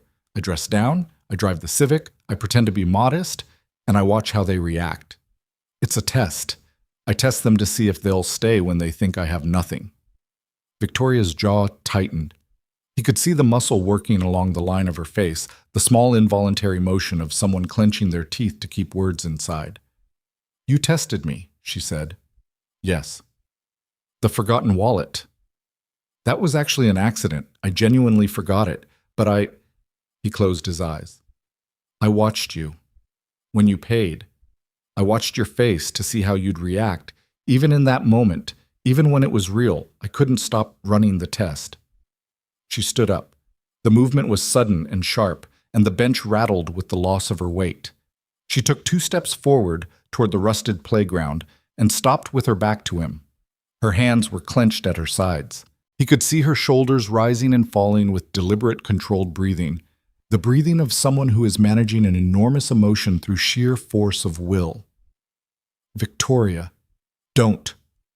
The word came out hard, not loud, hard, like a door being closed. Don't say my name right now. Don't do that thing where you say my name in a soft voice and I feel bad for being angry. I get to be angry. You do. I trusted you. She turned around. Her eyes were red but dry. She was not going to cry. He could see the decision in her face, the refusal, the iron control that she'd built over years of being the person who couldn't afford to fall apart. I sat in that diner, and I told you about my parents. I told you about Adrian. I told you about climbing fire escapes. I gave you the real parts of me, the ugly parts, the scared parts, the parts I don't show anyone. And the whole time, you were running an experiment. That's exactly what it is. You turned me into a data point, Caleb. 24 women. I'm number 24. I'm a number on a list. Every conversation, every dinner, every Thursday night, you were collecting evidence. You were building a case. And the case wasn't about me. The case was about you being right. About everyone being as terrible as your ex-wife. The words landed like blows. Each one precise. Each one earned. I wasn't trying to... Yes, you were. You were trying to prove that nobody could love you without your money, because that's easier than believing that someone might actually love you and then losing them anyway. It's easier to be the scientist than the subject. It's easier to control the outcome than to risk it. He opened his mouth, closed it. She was right. She was right about all of it, and the rightness of it sat in his chest like a stone. And the worst part, she said, her voice dropping lower, rougher, the worst part isn't the money. I don't care about your money. I have never cared about anyone's money.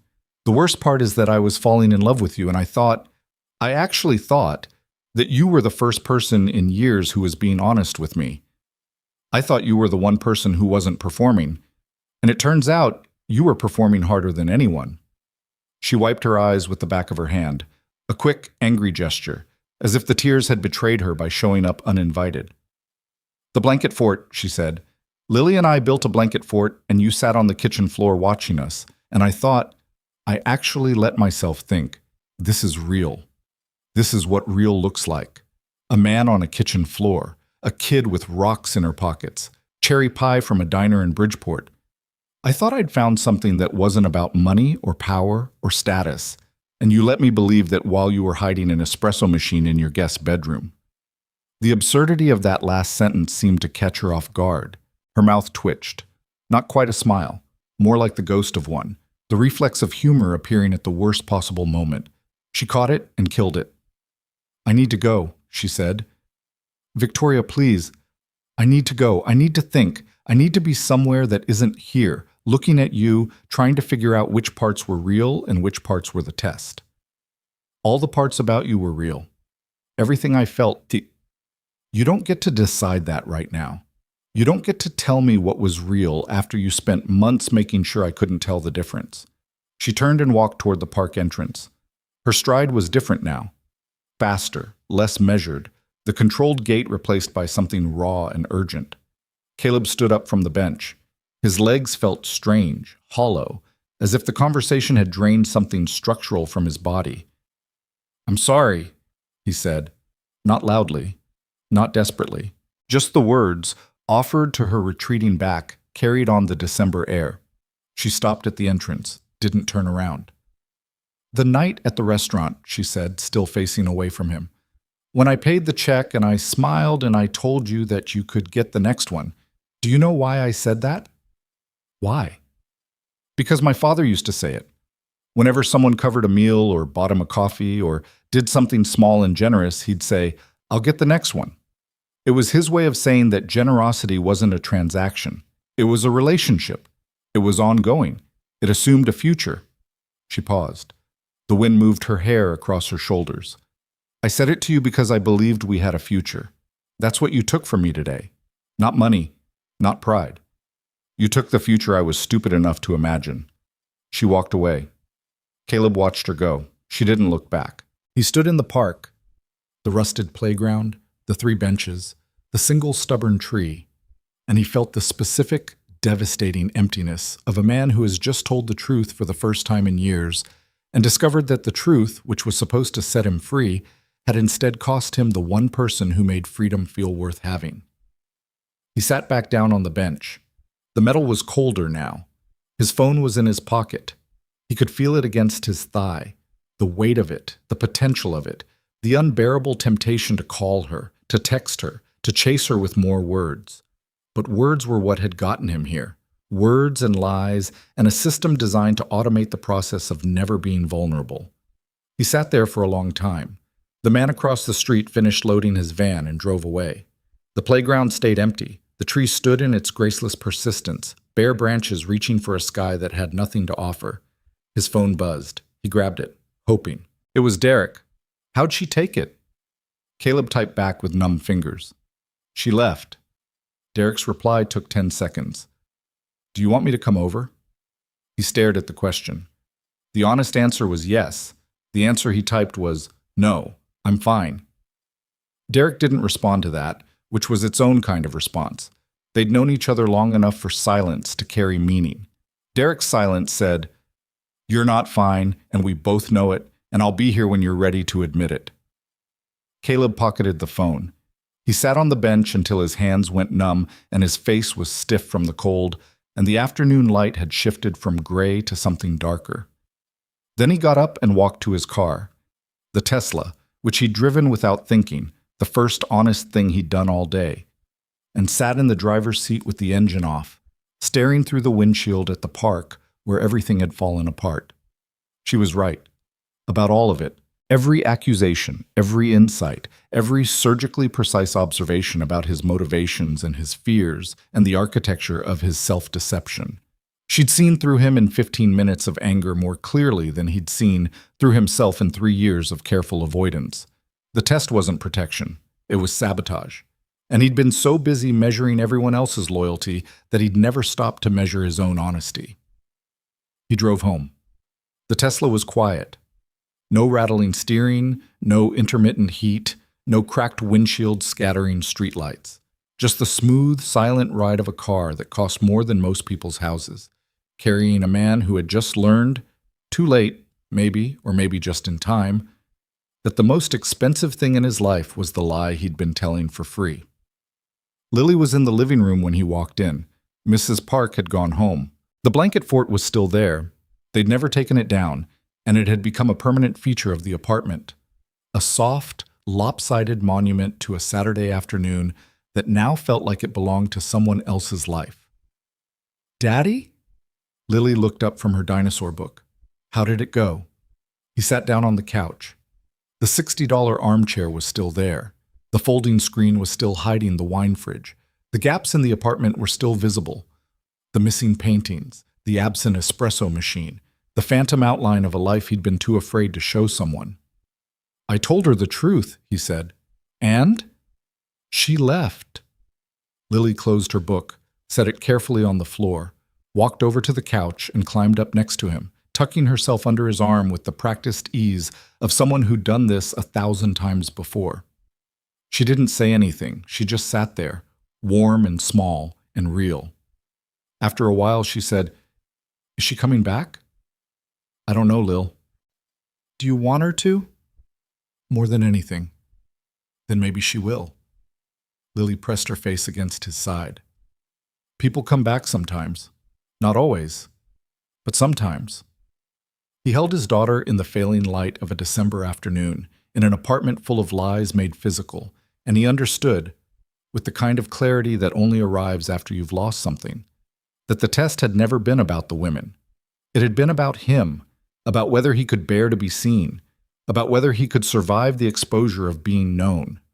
Victoria had answered that question for him, not with a yes, not with a no, with an $87 dinner check and a sentence borrowed from her dead father. "I'll get the next one." 4 days passed. 4 days of silence from Victoria. 4 days of Caleb checking his phone with the obsessive frequency of a man monitoring a heart rate, except the heart in question wasn't his own. It was the relationship he'd flatlined with his confession, and the monitor showed nothing. No texts, no calls, no 3 dots appearing and disappearing, just the flat, unbroken silence of a woman who had walked away and meant it. He went to work. He sat in meetings. He reviewed code. He signed off on a partnership agreement with a financial services company in Toronto that would have thrilled him 3 months ago and now felt like reading someone else's mail. Derek kept his distance, which was both a kindness and a punishment. The absence of Derek's commentary was louder than any lecture. It was the sound of a friend who had said everything he needed to say and was now simply waiting for reality to finish the lesson. On Tuesday evening, Lily asked about Victoria for the 5th time. "Is she coming for donuts again?" "I don't know, sweetheart." "Did you mess it up?" "Yeah, I messed it up." "Are you going to fix it?" "I'm trying." "How?" He didn't have an answer. Lily regarded him with the expression she reserved for particularly frustrating homework problems, a mixture of determination and disappointment that someone had made the problem this complicated in the first place. "You could bring her flowers," Lily offered. "It's more complicated than flowers." "You could bring her flowers and dinosaur facts. Those are my 2 favorite things. If someone brought me both of those, I'd forgive them for anything." He smiled. It hurt. Everything about Lily, her optimism, her directness, her absolute faith that problems had solutions if you just approached them with enough sincerity, all of it reminded him of how far he'd drifted from that kind of simplicity. He'd built a life so layered with strategy and self-protection that he'd forgotten what it felt like to just show up and be honest and hope for the best. On Wednesday, he drove to Mabel's. He didn't plan it. He was in the Civic. He'd been driving the Civic all week, which made no sense now that the disguise was blown, except that the car had become a kind of penance, a mobile confessional with bad heat and a cracked windshield.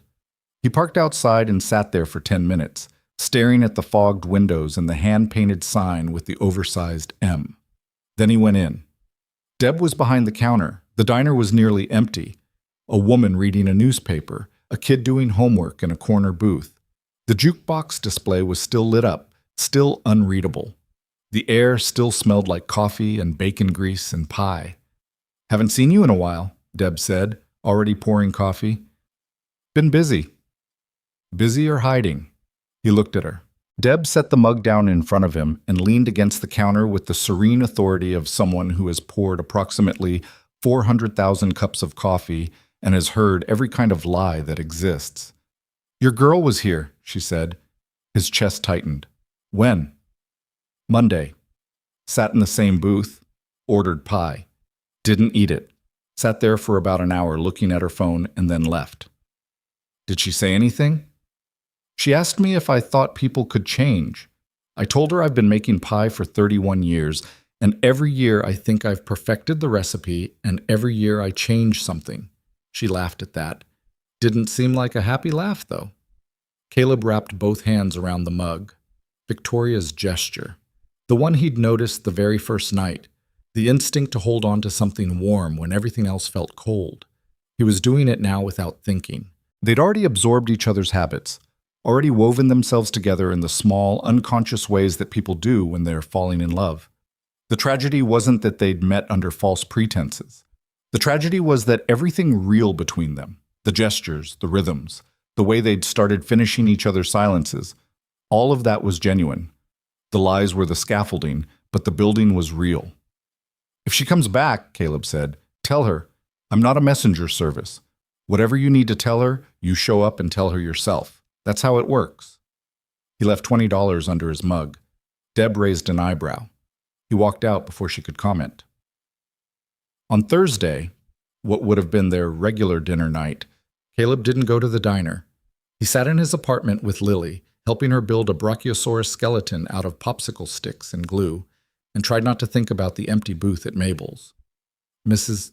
Park came by to drop off a casserole she'd made, which was her way of expressing concern without saying anything direct. The casserole was excellent. Caleb ate 3 servings and felt nothing. On Friday morning, his assistant buzzed his office intercom. "Mr. Dawson, there's a woman in the lobby. She doesn't have an appointment. She says her name is Victoria Sinclair." The name hit him like a defibrillator. Sinclair. He'd never heard her last name. She'd never offered it, and he'd never asked, and he'd never Googled her because he'd wanted to meet her without spoilers. Victoria Sinclair. The name meant nothing to him in that moment. Not the company, not the net worth, not the Forbes profile, not the $3.5 billion empire. Just a woman in his lobby, using her full name for the first time. "Send her up." He stood, sat down, stood again, adjusted his shirt. His real shirt, a fitted navy button-down that cost $200, in an office that occupied the top floor of a building that bore his company's name. This was the version of himself he'd hidden from her. The real version. The version with the ergonomic chair and the floor-to-ceiling windows and the 47 employees and the coffee machine that was worth more than the Civic. The door opened. Victoria walked in and stopped. She stood in the doorway of his office and looked around. Slowly, deliberately, the way someone looks at an exhibit in a museum. Her eyes moved across the skyline view, the minimalist furniture, the awards on the shelf, the framed magazine cover on the wall, the one from Forbes, the one with his face on it, the one that said, "Under 35, the quiet architect of fintech's next revolution." She looked at the magazine cover for a long time. "That's a good photo," she said. It was such an unexpected thing to say that Caleb almost laughed. Almost. The laugh caught in his throat because she was standing in his office and she'd come to him and he didn't know what it meant yet. "Victoria, sit down," she said. Not unkindly, not coldly, with the tone of someone who has prepared remarks and intends to deliver them in order. "Please." He sat. She didn't. She stood by the window with the skyline behind her and the December light falling across her face. and she looked at him with an expression he'd never seen before. It wasn't anger. It wasn't forgiveness. It was something more complicated, something that contained both of those things and also contained exhaustion and resolve and a strange, reluctant tenderness that she seemed to be fighting. "I have something to tell you," she said, "and I need you to listen to the whole thing before you respond. Can you do that?" "Yes." "I mean it, the whole thing, no interruptions." "Okay." She took a breath, not a small one, a deep, deliberate intake that expanded her ribs and straightened her spine and seemed to draw courage from the air itself. "My full name is Victoria Sinclair. I'm the CEO and majority shareholder of Sinclair Industries. We operate in renewable energy, biotech, and commercial real estate. The company was founded by my father. When he died, I inherited a controlling stake. I was 23. The current market valuation of Sinclair Industries is approximately $3.5 billion. My personal net worth, depending on which publication you believe, is somewhere between 1.8 and 2.2 billion. The words entered Caleb's ears and his brain processed them individually. CEO, billion, Sinclair Industries, but refused to assemble them into meaning. He sat in his $2,000 ergonomic chair and felt the floor tilt beneath him. "The car I drive to our dates is a rental," she continued. "A mid-range sedan I pick up from a Hertz lot in Evanston. My actual car is an Audi that I keep in a private garage because I don't like being photographed. The sweater I wear, the gray one, I bought it at a Target 2 years ago specifically for situations where I don't want to be recognized. I own a penthouse in the Gold Coast that makes your apartment look like a studio. I have a private security detail that I dismiss on Thursday evenings so I can sit in a diner in Bridgeport without bodyguards standing by the door." Caleb's mouth was open. He closed it, opened it again, closed it. "I have been hiding from you," Victoria said, "for the exact same reason you've been hiding from me. Because I'm terrified that people only want my money. Because every relationship I've had since my parents died has been contaminated by wealth. By people who see the number before they see the person. Because I spent 5 years watching men perform affection while calculating my net worth, and I swore I would never let another person close without knowing first that they wanted me and not the empire." She paused. Her composure was holding, but barely. He could see the fault lines, the slight tremor in her hands, the tightness at the corners of her mouth, the way her eyes kept flickering toward the door, as if some part of her was still considering escape. "When you told me you were worth $400 million, I felt a lot of things. Betrayal, anger, humiliation. All of that was real, and I'm not going to pretend it wasn't. But I also felt something else." She swallowed. "Relief." "Relief?" "I told you to listen." He pressed his lips together. "Relief," she repeated, "because it meant I wasn't alone.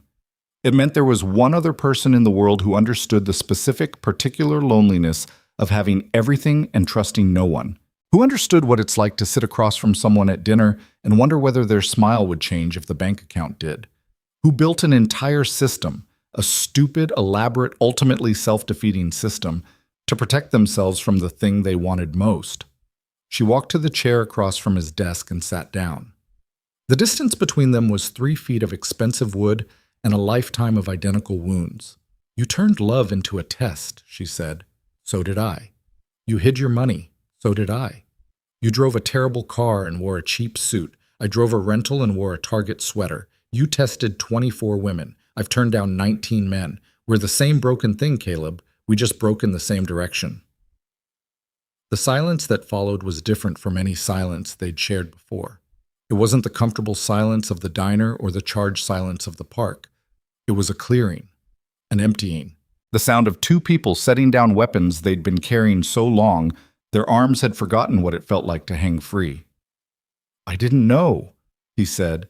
His voice was rough. "I had no idea." "I know you didn't. That's part of why I trusted you. You looked at me in that diner and you saw a woman drinking bad coffee, not a CEO, not a billionaire, not a target, just a person. And I let myself believe that you were seeing the real me, because you didn't have any reason not to. I was. Were you? Or were you seeing the version I constructed? Because I was wearing a costume too, Caleb. My costume just happened to go in the other direction. He ran his hands through his hair. The irony was so enormous it was almost unbearable. Two people, both wealthy beyond any reasonable definition, both hiding in plain sight, both sitting in a diner in Bridgeport wearing disguises designed to answer the same impossible question. Would you love me if I had nothing? And neither of them had ever had nothing. That was the cruelest part. They'd both built the test around a hypothetical version of themselves that didn't exist. They'd been asking people to love a fiction and then punishing them for responding to it. I'm sorry, he said, for the test, for the suit, for the 23 women who came before you, for watching your face when you paid for dinner, for hiding the espresso machine, for making you number 24 on a list that should never have existed. I know. And I'm sorry for something else. I'm sorry that my fear made me treat real emotions like data. You told me about your parents, about Adrian, about climbing fire escapes. You gave me everything real, and I held it inside a lie. That's unforgivable. Maybe, she said. Or maybe it's the most forgivable thing in the world, because I did the same thing. I told you the truth about my life, but I lied about the frame around it. I let you think I was just a woman with a sick brother, struggling to get by. I wasn't struggling. I was managing a billion-dollar company while caring for Adrian, and I could have paid for 100 dinners and 1,000 slices of pie, and it wouldn't have changed my bank balance by a fraction of a percent. But I hid that because I wanted you to see the woman underneath, and hiding is just another word for lying. Caleb looked at her, really looked at her. The way she'd looked at him that first night at Mabel's, the searching examination that tried to see past the surface to whatever was real underneath. She held his gaze. She didn't flinch. Where does that leave us? He asked. I don't know. Honestly, I don't know. She leaned back in the chair. I spent the last 4 days trying to decide whether I could trust you again. Whether the man who built the test could also be the man who sat on the kitchen floor and watched his daughter build a blanket fort. Whether those could be the same person. Are they? That's what I came here to find out. She looked around the office again. At the awards, the skyline, the Forbes cover. Then she looked back at him. I want to try, she said, but I have conditions. Anything.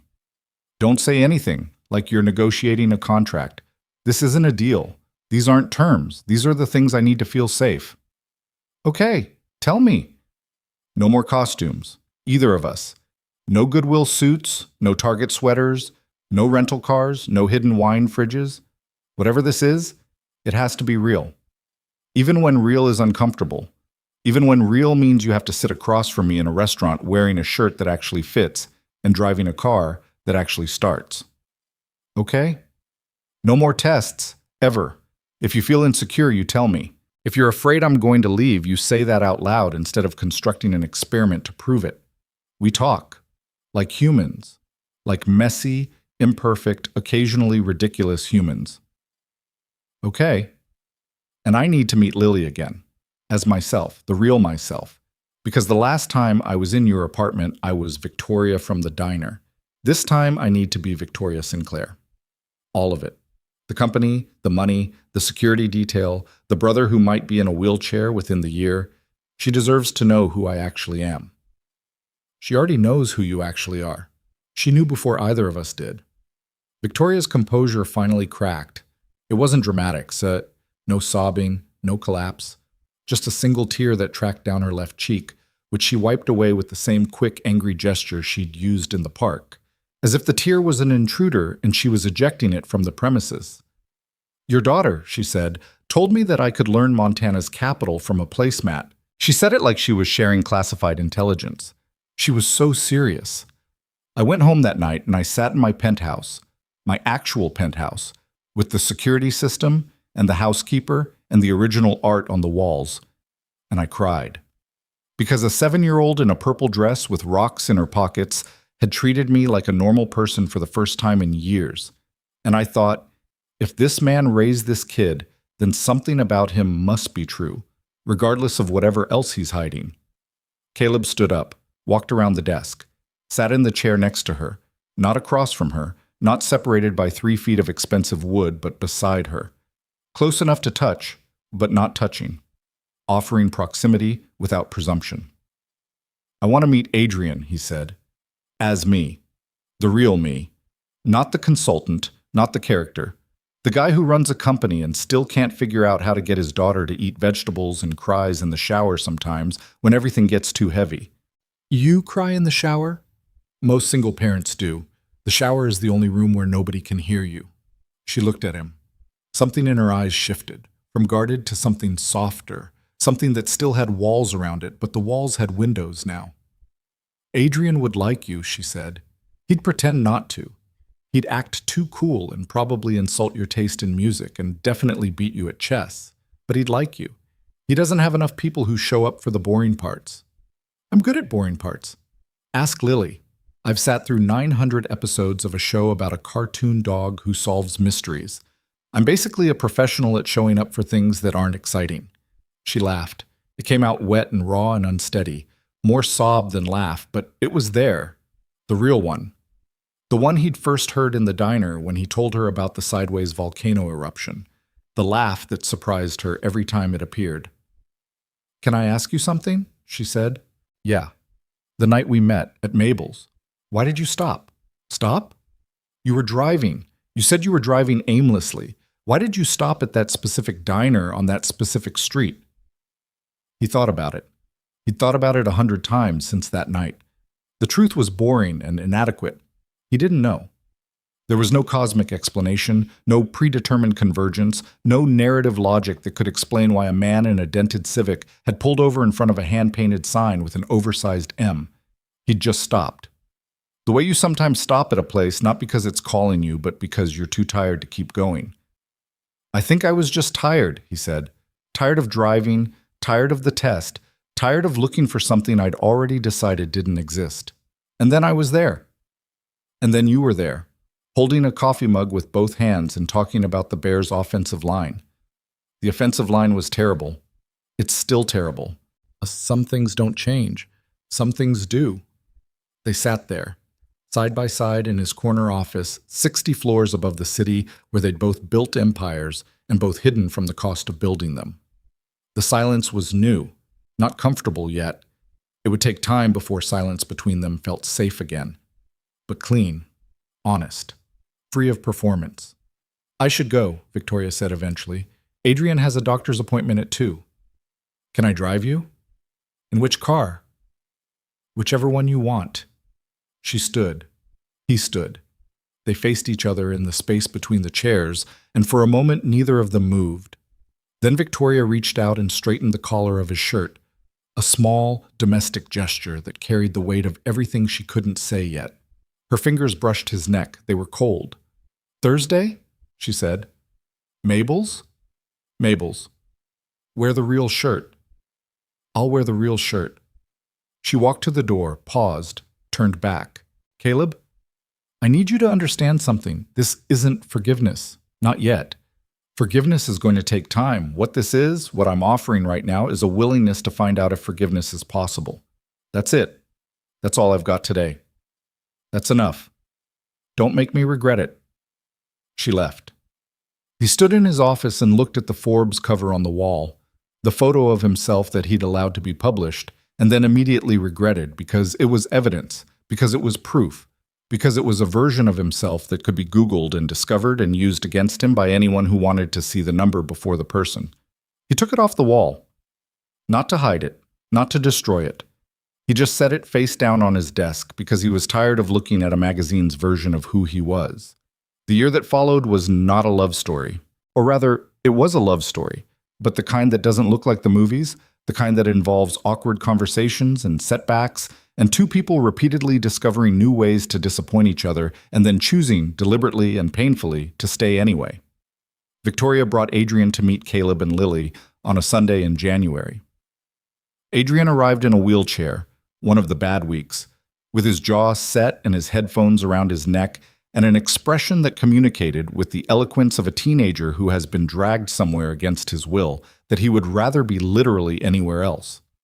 Lily walked up to him, looked at the wheelchair, looked at his face, and said, "Do you know about dinosaurs?" "Yeah," Adrian said, with the calculated indifference of a 17-year-old. "Name 3. T-Rex, Velociraptor, Stegosaurus." Those are the easy ones. Name 3 hard ones. Adrian's mouth twitched. Pachycephalosaurus, Therizinosaurus, Dreadnoughtus.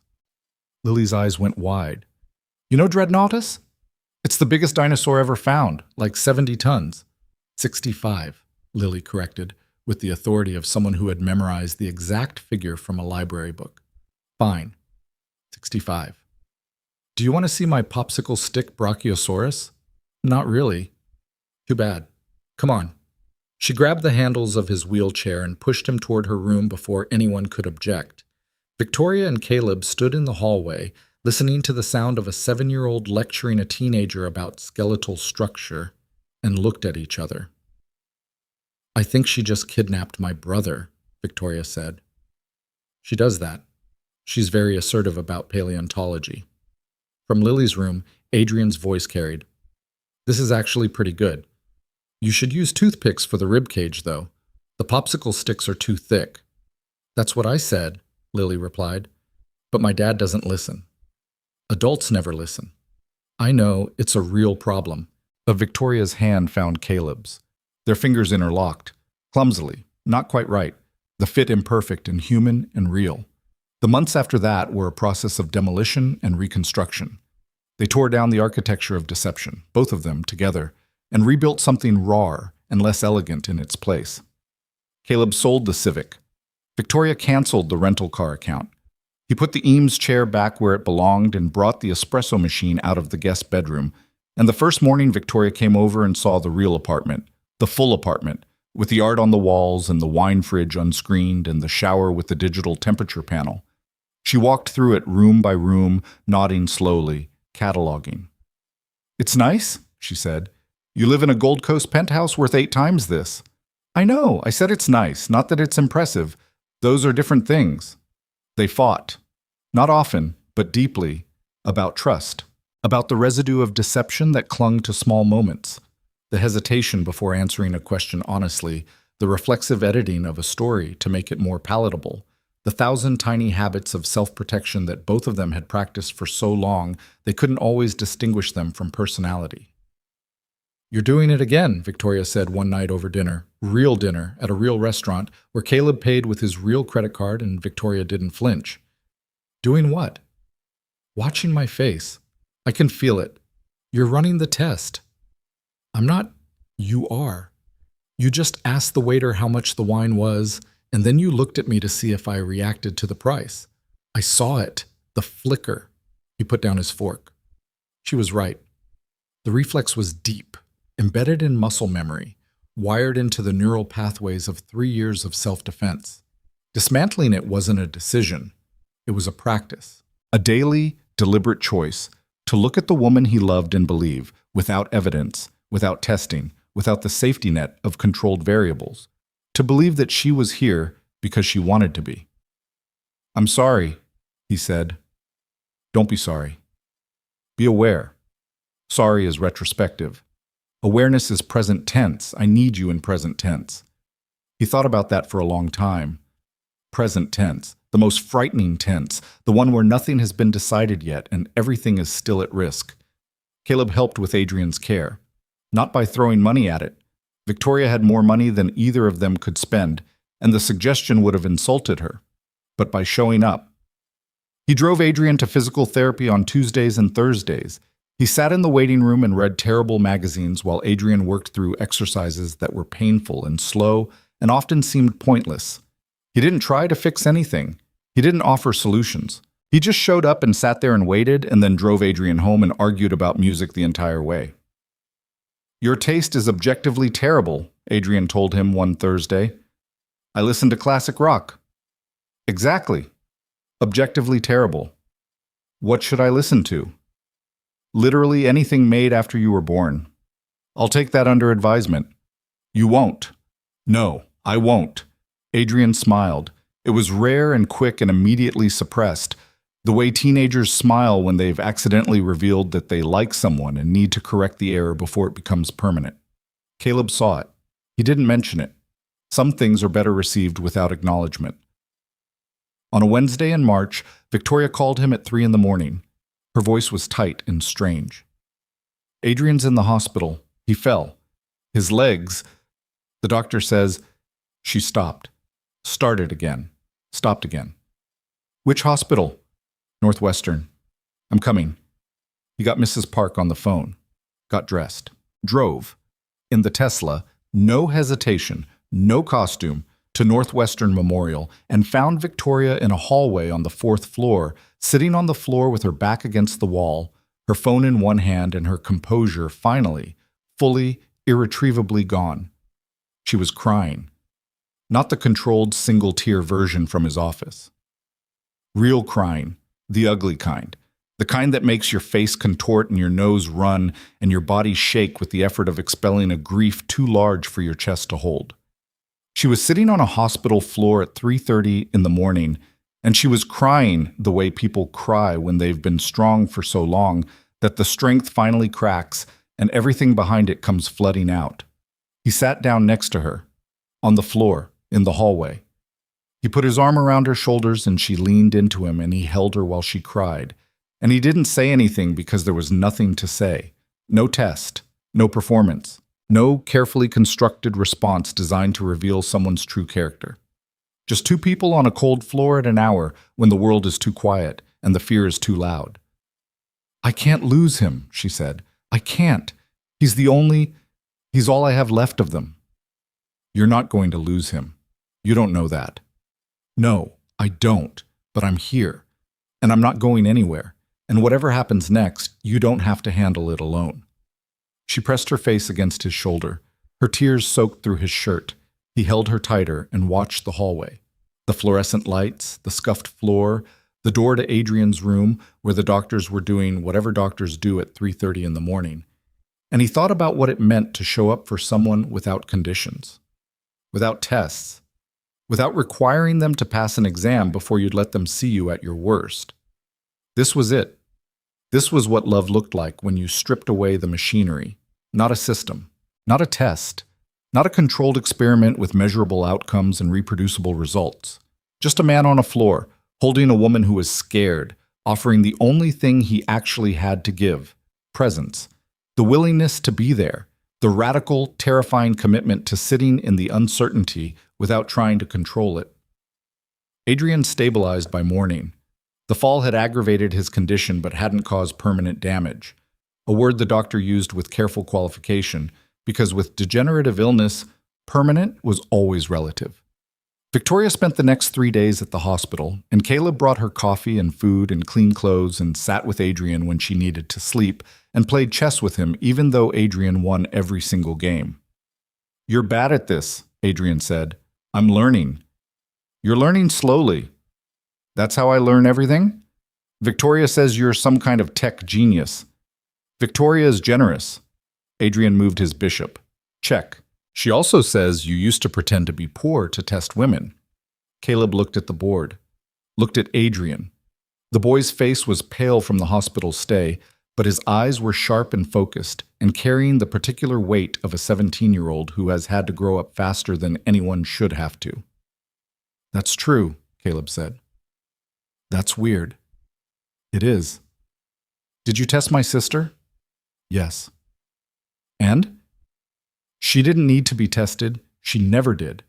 I was just too scared to figure that out without the system. Adrian studied him for a long moment. Then he knocked over Caleb's king with his bishop. Checkmate. Also, if you hurt her, I'll figure out how to make your life miserable from this wheelchair. I'm very creative. I believe you. Good. Set up the board again. Summer came, then fall.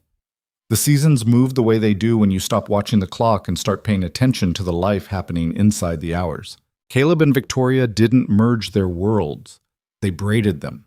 His world had Lily and the company and Derek and the apartment with the view. Her world had Adrian and Sinclair Industries and the Gold Coast penthouse and the weight of an empire she'd inherited at 23. The braiding was messy. There were knots and tangles and moments where the strands didn't align and they had to stop and untangle and start again. But they kept braiding. That was the thing. They kept choosing to continue the work even when the work was hard, even when the old reflexes kicked in, even when Caleb caught himself watching Victoria's face for the flicker and had to consciously, deliberately, with effort, look away and trust instead. On the anniversary of their first meeting, a Thursday in late October, almost exactly 1 year since Caleb had wandered into a diner in Bridgeport and sat down 2 stools away from a woman he didn't know, Victoria texted him in the morning. Park, Archer Avenue, 6 p.m. He arrived to find her sitting on the middle bench, the same bench where he'd confessed, and she'd walked away. She was wearing the gray sweater set, the Target sweater, the one she'd bought as a disguise. She was holding 2 paper cups. He sat down next to her. No gap this time. Their shoulders touched. Here, she said, handing him one of the cups. He took a sip and winced. The coffee was terrible. Gas station terrible. The kind of coffee that tasted like it had been brewed in a machine that hadn't been cleaned since the previous administration, and then allowed to sit on a burner until it achieved a state of liquid bitterness that bordered on philosophical. This is awful, he said. I know, I got it from the gas station on Halstead. I asked for the worst cup of coffee they had. The guy behind the counter was confused but accommodating. Why? Because a year ago, you sat 2 stools away from me in a diner in Bridgeport and drank the worst coffee of your life without complaining. And I thought, this is a man who doesn't need things to be perfect. This is a man who can sit with something terrible and still stay. She turned to face him. The October light was doing the thing Chicago light does in autumn, going golden and horizontal, sneaking under the clouds, finding the angles. It caught her face, and she looked tired and beautiful and real in a way that no amount of money or status or public image could manufacture. I didn't fall in love with your suit, she said.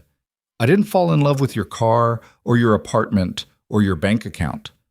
I fell in love with the man who drank bad coffee and didn't flinch, who told me about a sideways volcano and made me laugh for the first time in years, who sat with me while I talked about my dead parents and my sick brother and didn't try to fix it or minimize it or skip to the part where he got to be the hero. You just sat there. You were present. And for someone who'd spent her entire adult life surrounded by people who only showed up when the situation was impressive enough to justify their attention, your presence was the most valuable thing anyone had ever given me.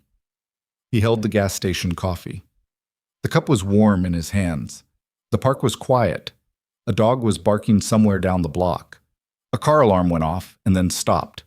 The tree, the same stubborn, graceless tree that had survived decades of Chicago winters, stood bare and angular against the fading sky.